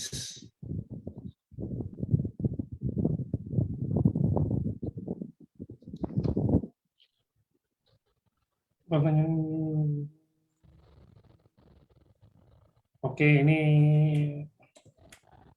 mungkin ini pertanyaan general, Dok. Jadi kalau dari saran Dokter Trevino, kalau misalkan untuk pasien umur 30, range 30 sampai 50 tahun ya, maksudnya yang udah bukan anak-anak lagi, hanya untuk menjaga dari komorbid. Maksudnya dia kayaknya udah ada apa? Udah rentan-rentan terkena penyakit-penyakit yang aneh-aneh kan, biasa kalau kita udah umur 30 tuh, Dok. Nah, dan lagi di pandemi COVID kayak begini, kira-kira kalau untuk menjaga konsumsi subarasinya berapa dan utsukusinya berapa, Dok? Belum ada penyakit apa-apa nih kita bilang. Belum ada yang kayak, oh saya penderita diabetes, saya penderita hipertensi, enggak. Tapi hanya orang-orang normal yang mungkin sehat, atau mungkin juga karena dia belum medical check up ya, jadi dia nggak tahu dia ada penyakit apa gitu loh, Dok. Oke. Kita ikut dengan saran dari AFC yaitu 2 saset per hari ya. Itu kalau saya bilang untuk maintenance seperti itu cukup. Nah, ada kondisi-kondisi tertentu yang mungkin kita nggak anggap sakit. Let's say obesitas. Ya, obesitas itu kadang-kadang kita lupa bahwa itu penyakit. Itu mungkin harusnya lebih, jangan cuma 2 saset ya, terutama SOP subarasi. Bisa 3-4 saset sehari. Kenapa? Karena ada fungsi-fungsi tadi ya untuk mengontrol tekanan darah, mencegah pembekuan darah, mencegah meregenerasi sel, termasuk regenerasi sel-sel pembuluh darah, ya, sehingga peredaran darah lebih baik. Ya, dan juga kita 2 minggu lalu kan belajar bahwa si SOP ini bisa mendorong terbentuknya hormon ya, hormon yang namanya IGF-1, insulin like growth factor. Nah, insulin like growth factor 1 ini menginduksi di otak, di hipofisis, yang mendorong kemudian pemecahan sel-sel lemak. Jadi kalau misalnya katakan nggak punya apa-apa, kondisi apa-apa, nggak tahu apa-apa juga, punya penyakit, tapi kita obesity misalnya, obesitas, kegemukan, ya saran saya sih lebih lah 3-4 saset sehari, nggak masalah. Tapi kalau misalnya kita hanya mau maintain aja ya 1-2 saset per hari seperti anjuran dari AFC, yang penting konsisten, yang penting konsisten. Bukan sekarang makan banyak terus besok enggak lagi. Ya itu nggak jadi apa-apa. Sama toh kita dengan makan sehari-hari. Kita kan konsisten tiap hari makan. Bukan kita seperti ular ya, makan sehari ini ayam segede itu 1 kilo, udah gitu 14 hari nggak makan. Nggak gitu. Cara tubuh kita tiap hari harus makan. Ya, termasuk nutrisi ini, untuk kita mau melihat ada dampaknya, ya harus makan rutin. Itu aja sih.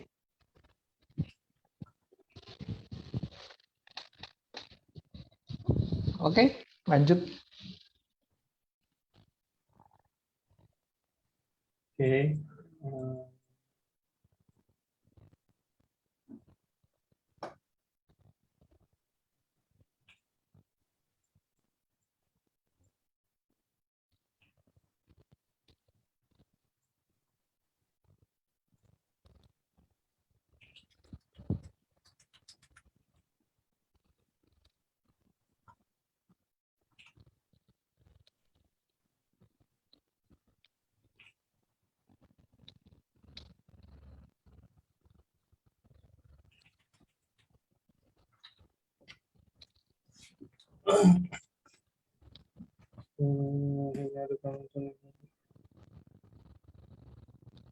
Apakah keadaan jantung yang sudah mulai ada anastomose kapiler dengan ditambah subarasi, apakah lebih cepat tumbuhnya? Anjuran berapa saset per hari?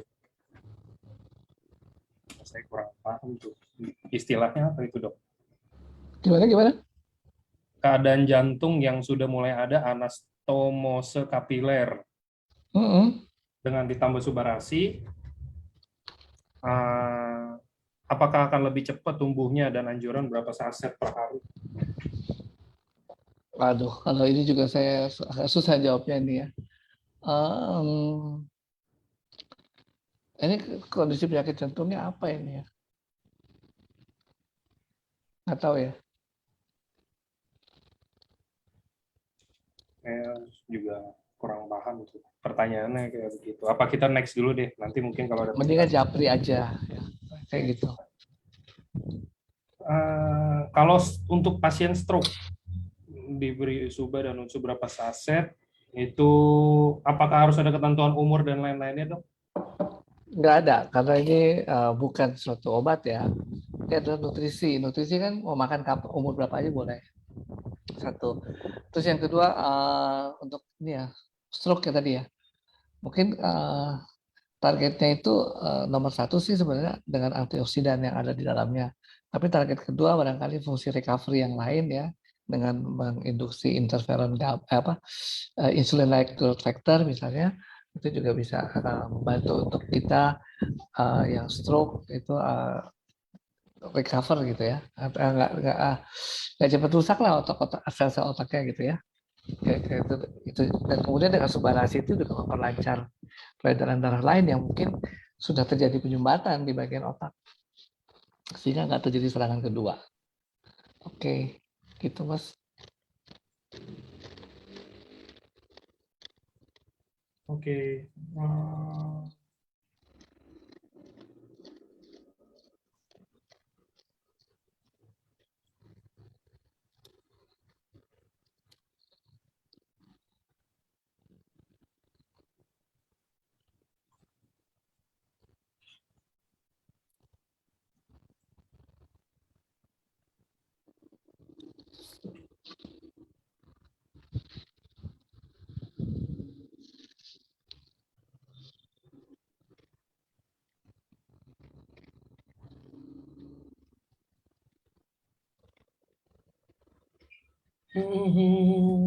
Bagaimana proses mata rabun butuh bisa sambung.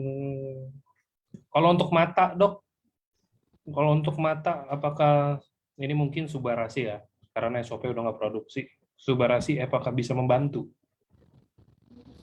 Tergantung ini juga ya penyakit. Kalau ngomong penyakit ya, ngomong penyakit tergantung penyakitnya. Jadi ada penyakit-penyakit yang memang harus dioperasi di mata, tapi ada juga penyakit-penyakit yang bisa dibantu oleh pemberian subarasi ini.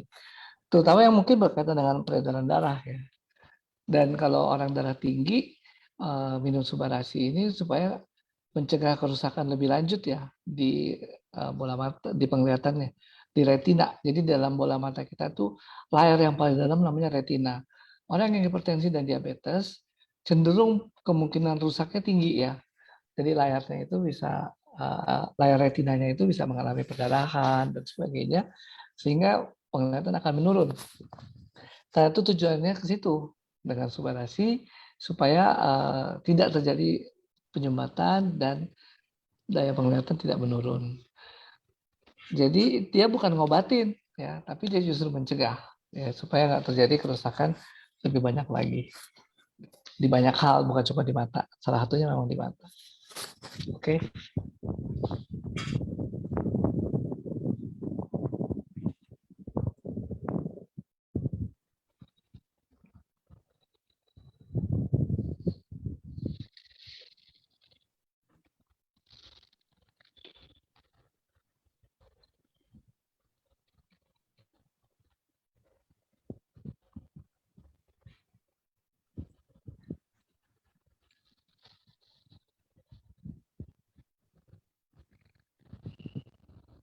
Oke,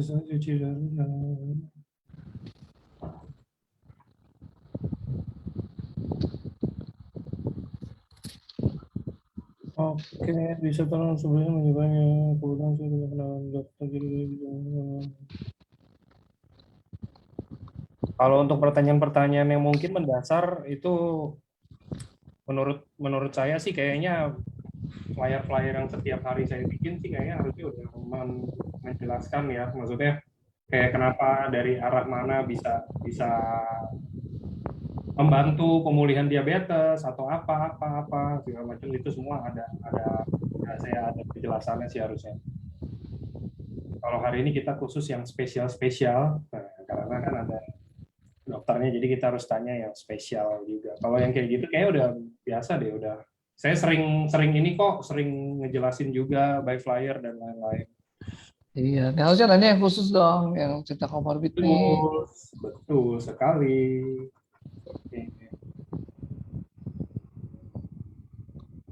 Tuh nanyanya, kalau saya mau jelasin ke teman saya, gitu. Ah, gimana dong, gitu misalnya kan. Kita beri ide yang baru ya, bukan hanya tentang mengobati ya, tapi justru mencegah. Itu ide baru. Karena kebanyakan selama ini bicaranya penyakit, ya dikasih ini gimana, dosisnya berapa, atau ukurannya berapa, selalu begitu yang paling sering. Kalau dia sakit ini gimana, sakit itu gimana. Nah sekarang ide barunya adalah jangan sakit. Jangan sakit, contohnya yang minggu lalu obesitas, yang sekarang supaya nggak kena Omikron.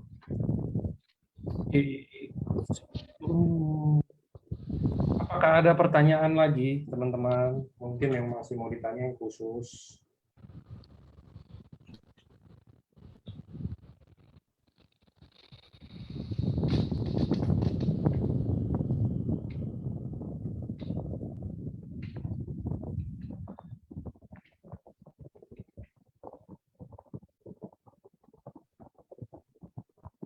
Oke, kalau sudah tidak ada, artinya semuanya sudah jelas dan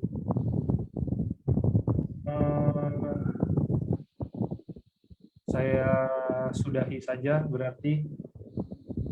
Terima kasih buat teman-teman semuanya yang udah hadir sore ini.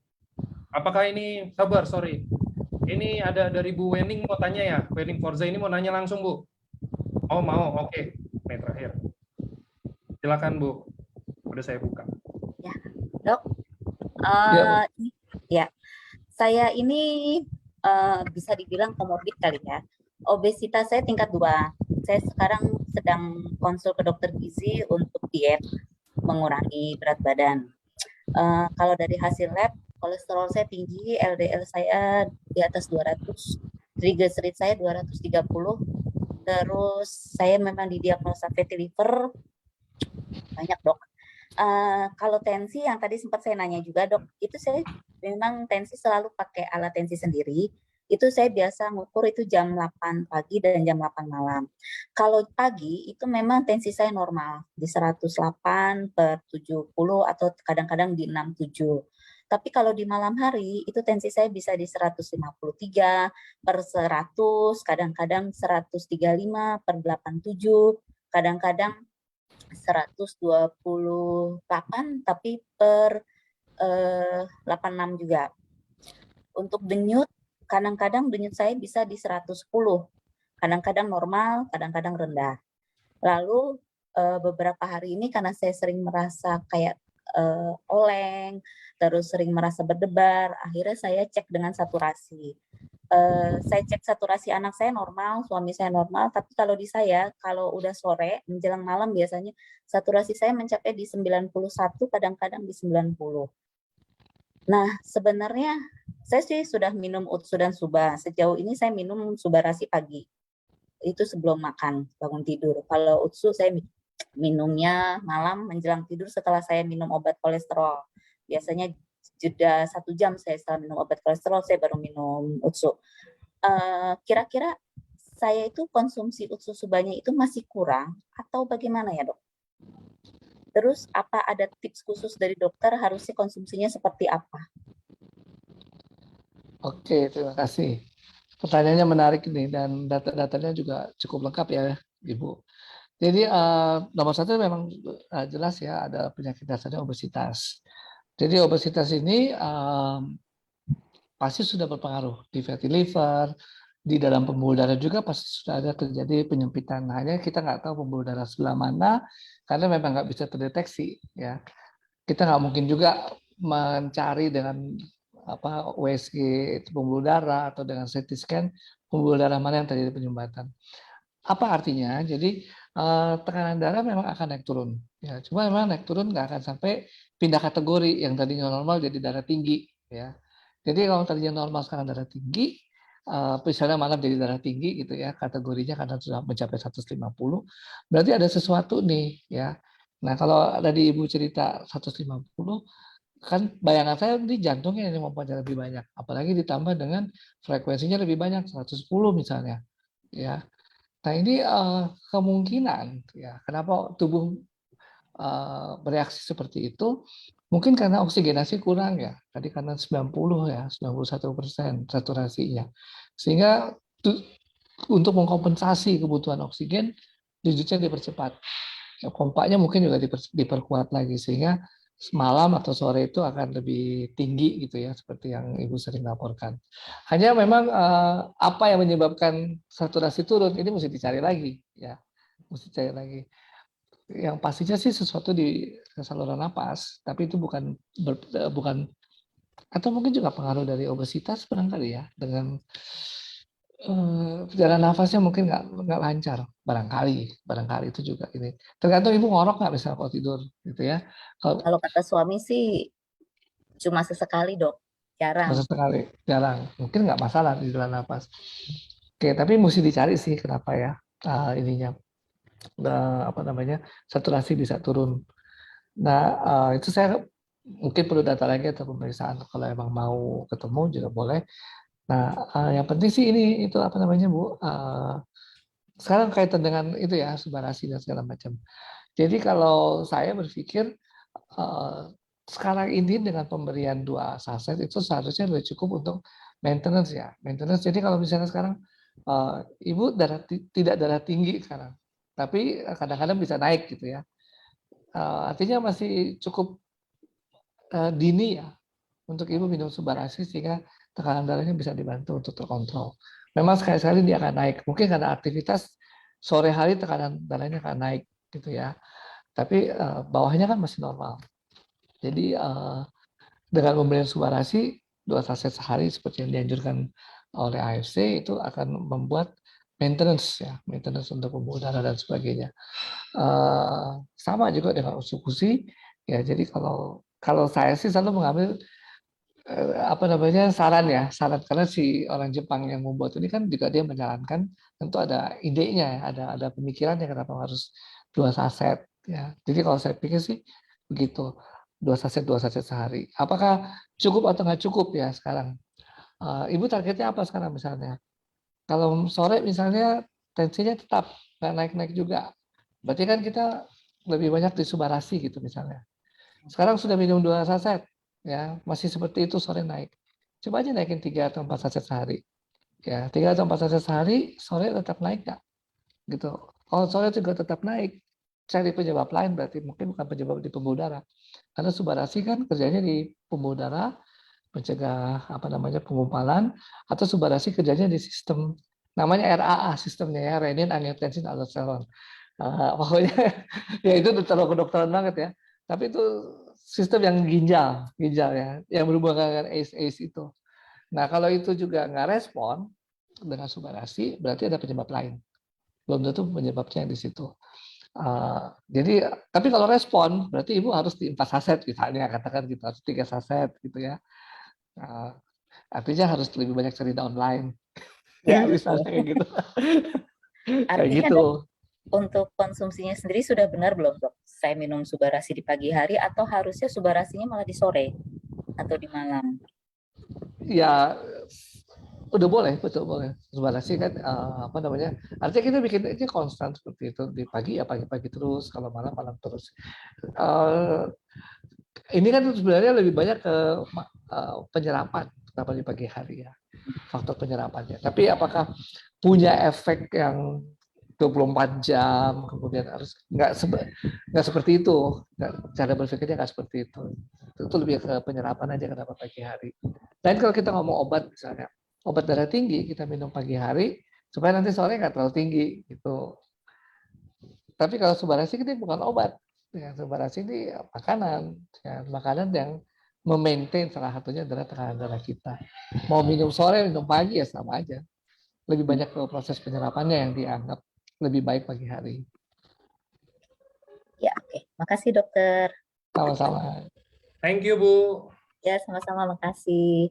Terima kasih udah ditanya nih. Enak live di gini juga enak loh, nanya live Iya, kayak gini. lagi begini lebih enak nih. Oke, ada lagi kah? Ini Pak Afriza tadi angkat tangannya kayaknya.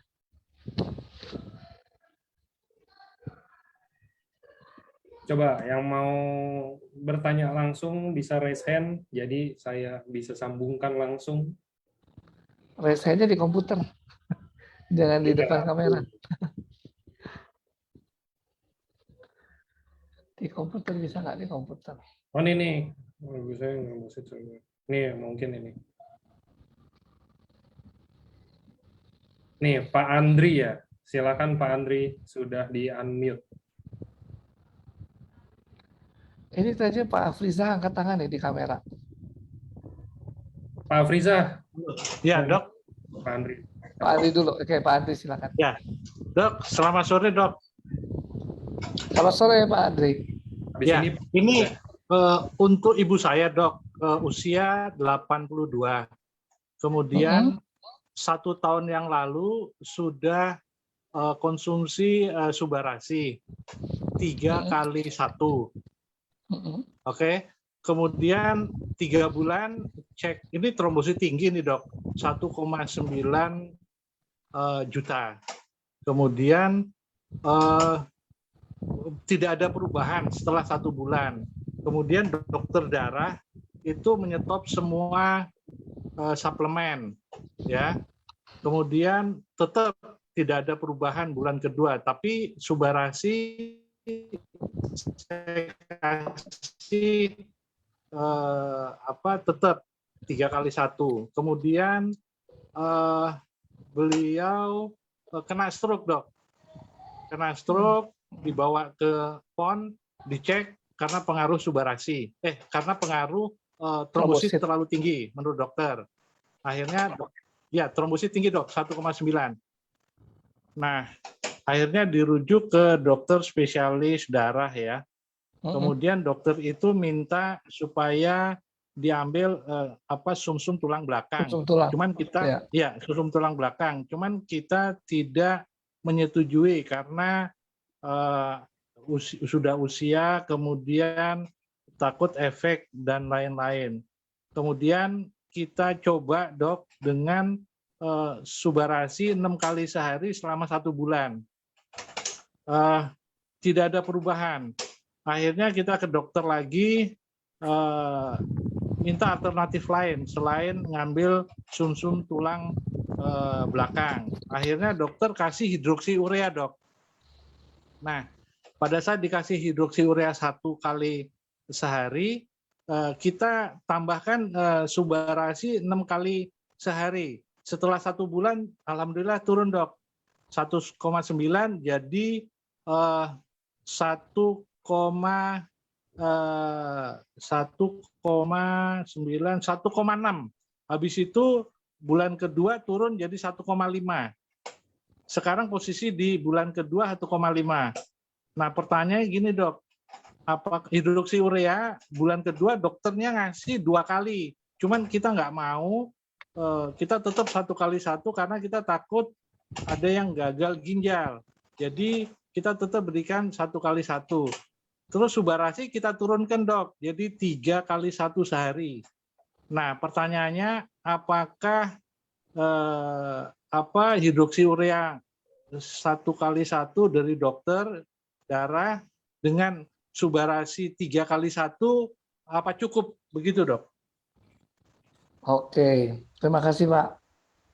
Ini menarik ya. Jadi tadinya Bapak kasih Subarasi, kemudian sempat di stop, terus terjadi stroke gitu ya Pak ya? Iya, pada waktu proses pemberian itu kita kan coba dengan tidak dengan cara kedokteran, kita coba dengan Subarasi gitu 6 kali, ternyata nggak ada perubahan sampai ibu saya kena stroke dok. Nah itu kena stroke-nya kan setelah stop ya, kan katanya tadi sempat di stop dulu ya? Oh enggak, masih konsumsi. Semua suplemen disuruh stop katanya. Semua suplemen stop betul, oke. Cuman nggak ada perubahan juga dok. Tapi Subarasi kita kasihkan tetap. Oke.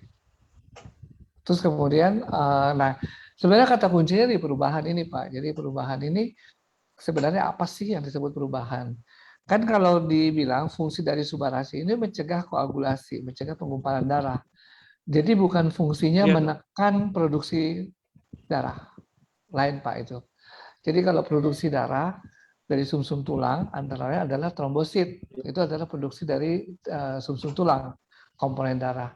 Pasti ada sesuatu nih kenapa produksinya besar banget. Cuma memang ya mungkin nggak ditelaah sampai pemeriksaan sumsum tulang ya. Tapi pasti ada sesuatu. Itu produksinya meningkat. Nah, itu membuat risiko memang mudah terjadinya penyumbatan, makanya terjadi stroke. Jadi fungsinya Subarasi ini untuk mencegah penyumbatan, Pak. Bukan mencegah bukan menurunkan produksi dari trombosit. Yang saya pelajari itu. Jadi dia mencegah koagulasi itu. Nah, koagulasi itu kebetulan sempat terjadi, mungkin karena produksi terlalu banyak ya. Setelah dikasih hidroksiurea produksi menurun, tapi juga ditambah dengan Subarasi itu membuat tidak terjadi kasus baru, serangan baru, tidak terjadi serangan baru lagi. Itu yang sebenarnya yang kalau kita mau bilang perubahan harusnya dilihat dari itu. Ya, serangan barunya atau seberapa ininya ya, ya serangan baru sih yang paling jelas Pak, karena kan dia mencegah penyumbatan, tapi dia bukan mencegah pembentukan trombosit, bukan di situ kerjanya. Gitu Pak ya. Mungkin itu yang bisa saya bantu jelaskan Pak.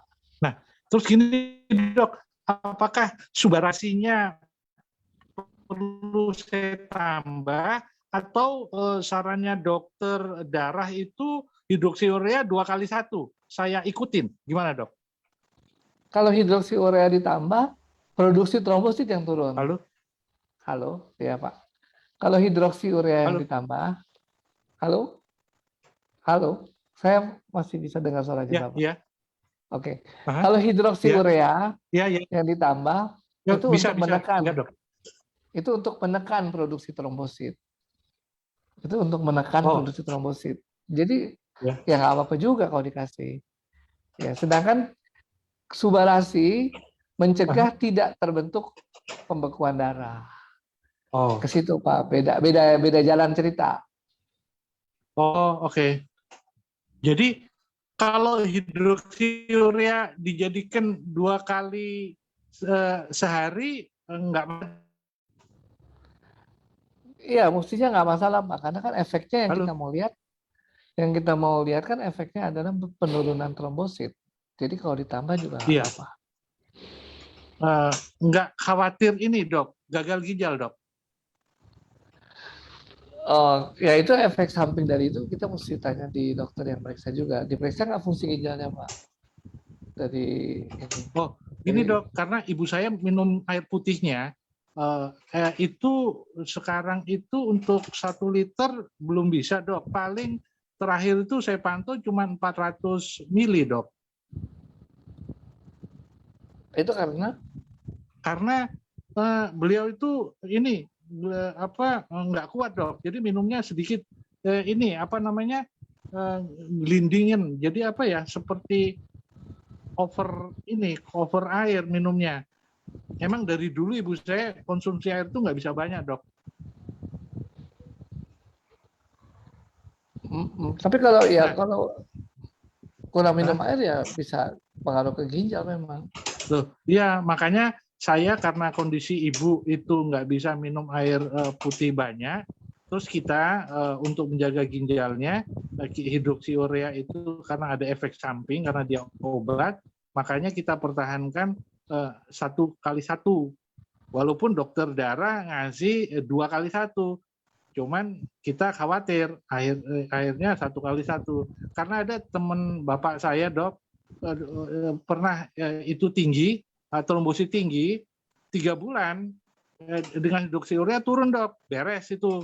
Tapi bulan keempat gagal ginjal, terus cuci darah, nggak berapa lama selesai, Dok. Oh ya. Ya itu mesti dipantau, Pak. Jadi dari pemeriksaan urea kreatinin secara rutin untuk kita lebih yakin ada masalah di ginjal apa enggak. Nah, memang obatnya obat keras sih hidroksiurea. Kalau saya sih berpikir ya harapannya itu tentu bisa dinetralisasi dengan antioksidan ya yang Bapak minum dari Subarashi, yang Bapak berikan dari Subarashi kan ada antioksidan di dalamnya. Itu harusnya juga bisa membantu menetralisir kerusakan di ginjal oleh obat. Seharusnya ya bisa membantu di situ. Untuk kita lebih yakin ya kita emang pantau terus, Pak. Pantau ininya, urea kreatinin kalau memang khawatir. Sebulan sekali kita selalu cek itu, Dok, cek darah itu sama ini fungsi ginjal ya. Iya, betul. Nah, itu masih dalam batas normal sih, Dok. Ya, kalau sekarang kita naikkan dosis, tetap dipantau kan kita bisa tahu akan terpengaruh atau tidak. Tapi harapannya dengan Subarashi kan ada antioksidan juga, Pak. Antioksidan ini kan diharapkan juga mengurangi efek samping dari si obat ini. Iya, Dok. Subarashi 3 kali sehari cukup ya, Dok? Iya, sebenarnya kalau mau dibilang cukup nggak cukup. Kita kan targetnya nggak terjadi serangan itu kan. Kalau selama ini dari 3 saset aman, 3 saset aja. Ya. Gitu, Pak. Oke, Dok, nggak ada suaranya. Udah, iya. Tadi kalau tadi selama ini 3 saset tidak terjadi serangan, berarti kita tetap bertahan di 3 saset juga, nggak apa-apa. Oh, nggak apa-apa ya. Saya berpikiran hidroksiurea tetap 1 sambil saya lihat ini terus Subarashi 3 kali 1 saya lihat nih bulan kedua ada penurunan apa enggak trombositnya, Dok. Saya lebih senang penurunannya pelan daripada drastis, Dok. Iya, nggak apa-apa juga, Pak. Jadi ini kan juga ya yang Bapak harapkan kan, jadi nggak apa-apa juga sih kalau emang bisa pelan-pelan juga nggak apa-apa. Umur berapa, Bu? Pak ibunya? 82, Dok. Nah, beliau kan 25 tahun yang lalu udah pasang ring jantung 1. Nah, terus 2019 dokter jantung supaya minta pasang 3 ring. Nah, awalnya itu, Dok. Terus saya kasih Subarashi, Dok. Nah, alhamdulillah setelah 3 bulan dokter bilang tunda pemasangan ring. Bulan ke-6 tunda. Setelah 1 tahun dokter bilang aman-aman aja jantungnya. Jadi mungkin efek daripada Subarashi itu yang diperbaiki jantungnya dulu, Dok. Pikiran saya gitu. Ya. Jadi cek terakhir bulan kemarin, cek dokter jantung, bagus, nggak ada masalah jantung. Nah, mungkin pikiran saya berarti jantung ibu saya aman dengan Subarashi kan, karena sudah setahun konsumsi. Nah, sekarang Ya. tinggal masalah trombositnya, Dok. Mungkin gitu ya, Dok ya? Iya, bisa seperti itu Pak. Dan ya, tadi trombosit itu sebenarnya dari hidroksiurea tadi ya untuk membantu menurunkan. Tapi ya kalau misalnya Bapak Oke. khawatir dari fungsi subarasi kita harapkan memaintain supaya tidak terjadi serangan stroke lagi. Itu yang kita berikan. Oh, oke. Iya, iya. Terus untuk supaya tidak terjadi serangan ya, Dok ya? Ya, Iya, ya. iya. Bukan menurunkan ini trombosit karena bukan di situ fungsinya. Oh, trombosit itu tuh hidroksiurea itu ya, Dok ya? Iya, betul. Oke. Jadi nggak apa-apa ya, Dok ya, hidroksiurea satu-satu sambil kita pantau tiap bulannya ada perubahan Iya, penurunan apa enggak. Gitu ya, iya, Dok ya? iya. Ya. Nggak apa-apa. Dok, boleh satu lagi, Dok, untuk ayah saya. Ayah saya usia 86, Dok. Ya. Ah, 1 tahun yang lalu beliau kena stroke. iya. Nah, terus sebelum 4 jam kita bawa ke PON. Selamat, Dok, stroke-nya. Kemudian selama 6 bulan latihan terapi, Dok. Terapi apa namanya? Jalan dan lain sebagainya. Oke, Dok. Nah, subarasi saya kasih, Dok. Sehari 3. Nah, belakangan ini beliau sudah banyak kurang gerak, Dok. Jadi banyak tiduran aja. Terus saya turunkan, Dok, subarasinya menjadi sehari 1. Ya. Setelah 6 bulan, Dok, saya bawa ke dokter, cek darah komplit, Dok. Bila normal semua, Dok. Normal semua, cuman tipisnya itu keruh, kata dokter kurang minum. Nah, pertanyaannya, Dok, supaya maintain sehari 1 subarasi cukup nggak, Dok? Ya, berarti cukup dong kalau dari ceritanya Bapak. Oh, setelah itu diperiksa 6 bulan, Oh iya. ternyata ya oke. Nggak apa-apa, cukup.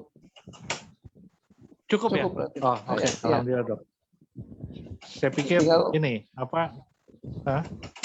Tinggal minum aja, tadi minum ya, masalahnya di air. Ya, minum. Jadi ya ini juga belajar minum juga nih. Bapak saya itu target saya sehari 1 liter. Itu nggak mencapai, Dok. Paling 500, Dok.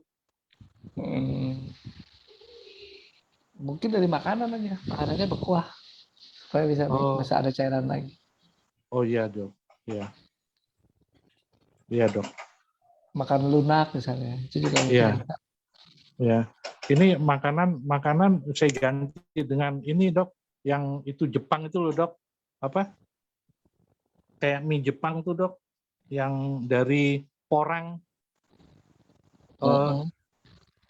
Yang rendah gula itu loh, Dok. Apa nasa? Ya, itu ada tuh mie Jepang itu dari porang terus diolah jadi mie. Itu ya harganya yaitu saya karena nasi saya takut gula, saya ganti sama mie. Ya alhamdulillah pas cek kemarin setelah 6 bulan nggak cek lab semua normal, Dok. Ya saya sih senang aja, Dok. Cuman tipisnya itu keruh, dokter bilang, nah ini kurang cairan aja. Jadi saya coba maintain dengan itu. Mungkin dengan sayur ya, Dok, yang berkuah gitu ya, Dok ya. Iya, iya. Ya. Atau ya makanan lunak ya, kayak kalau bubur gitu, kayak gitu. Oh, makanan, tambahin ya, Dok ya. Itu menambah cairan. Oh ya, baik, Dokter. Baik, Dokter. Terima kasih, Dokter. Thank you, Pak Andri. Salam sehat selalu. Ya, sama-sama. Makasih.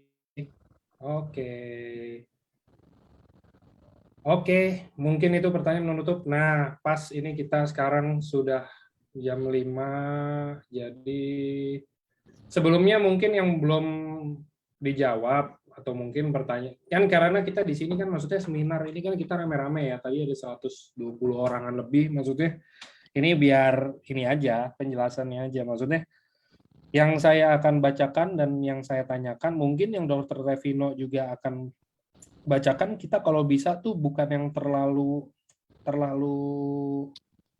objektif, bukan terlalu subjektif. Maksudnya kayak mungkin pertanyaannya Ya kalau ini kan kita kasih bonus tadi 2 orang biar interaktif gitu kan, bertanya seputar kondisi kesehatan mereka atau mungkin kerabatnya mereka. Tapi kalau mungkin yang general itu yang akan saya bacain yang general sih, maksudnya yang lebih ke arah kayak mungkin yang dialami oleh lebih dari 2 orang, 3 orang, 4 orang, 5 orang gitu loh. Jadi biar lebih bermanfaat juga kan buat teman-teman. Maksudnya kayak saya tanya 1, yang kejawab 5. Udah mantep banget tuh kayak begitu. Nah, tapi bukan berarti yang benar-benar spesifik banget nih, bukan yang nggak dibacain atau gimana. Nah, kita juga ada buka. Biasanya ini Dokter Trevino nih mau ditanya, cuman harus tetap lewat dari staff DFC. Ya dok ya, kayak kemarin itu Ya, kan juga ada nih, saya share nomornya staff AFC. Mungkin teman-teman yang mau tanya yang lebih subjektif atau ke apa kayak begitu, yang mungkin saya bukan nggak bisa tanyain sih, ya maksudnya sayang aja waktunya, kita waktu dari jam 3 sampai jam 5, kita 2 jam, ada penjelasan dari dokter, dan ada tanya jawabnya juga. Maksudnya kan sayang kalau misalkan cuman buat tanyain pertanyaan pribadi, pertanyaan-pertanyaan personal gitu loh, karena kita di sini kan rame-rame ya. Maksudnya bukan konsultasi yang, ya kalau konsultasi beda cerita, kalau konsultasi head to head gitu kan, udah dokter harus menjawab mungkin, atau kalau bisa harus menjelaskan sejelas-jelasnya mungkin kondisi Anda. Tapi kan ini kan kita rame-rame, dan ini judulnya ini seminar kesehatan. Karena di semua seminar kesehatan saya pun percaya nggak semua pertanyaan bisa dijawab juga sih. Karena ya kali dari 1.000 orang misalkan yang datang seminar kesehatan, Dokter Trevino jawabin satu-satu. Ya udah nggak jadi dokter lagi, dia besok cuma terima telepon doang, jadi customer service lama-lama kayak begitu. Oke, kalau gitu thank you buat teman-teman semua, dan udah ramein juga, udah bertanya juga, udah hadir juga tuh, thank you banget. Dan thank you juga buat Dokter Trevino ilmunya hari ini, sharingnya hari ini ya dok ya. sama-sama. Terima kasih juga untuk kesempatannya. Siap, oke. Kalau gitu selamat sore semuanya, dan besok Senin tetap ada acara ya, walaupun beberapa mungkin termasuk saya juga ya kan, besok kalau Senin itu malam Imlek kita tetap ada. Saya sambil malam Imlek pokoknya saya tetap nyalain Zoom. Teman-teman tenang aja, saya pasti masih ada. Oke, kalau gitu terima kasih semuanya. Selamat sore. Thank you, Dok. Selamat sore semua. Terima kasih untuk perhatian Bapak Ibu semua.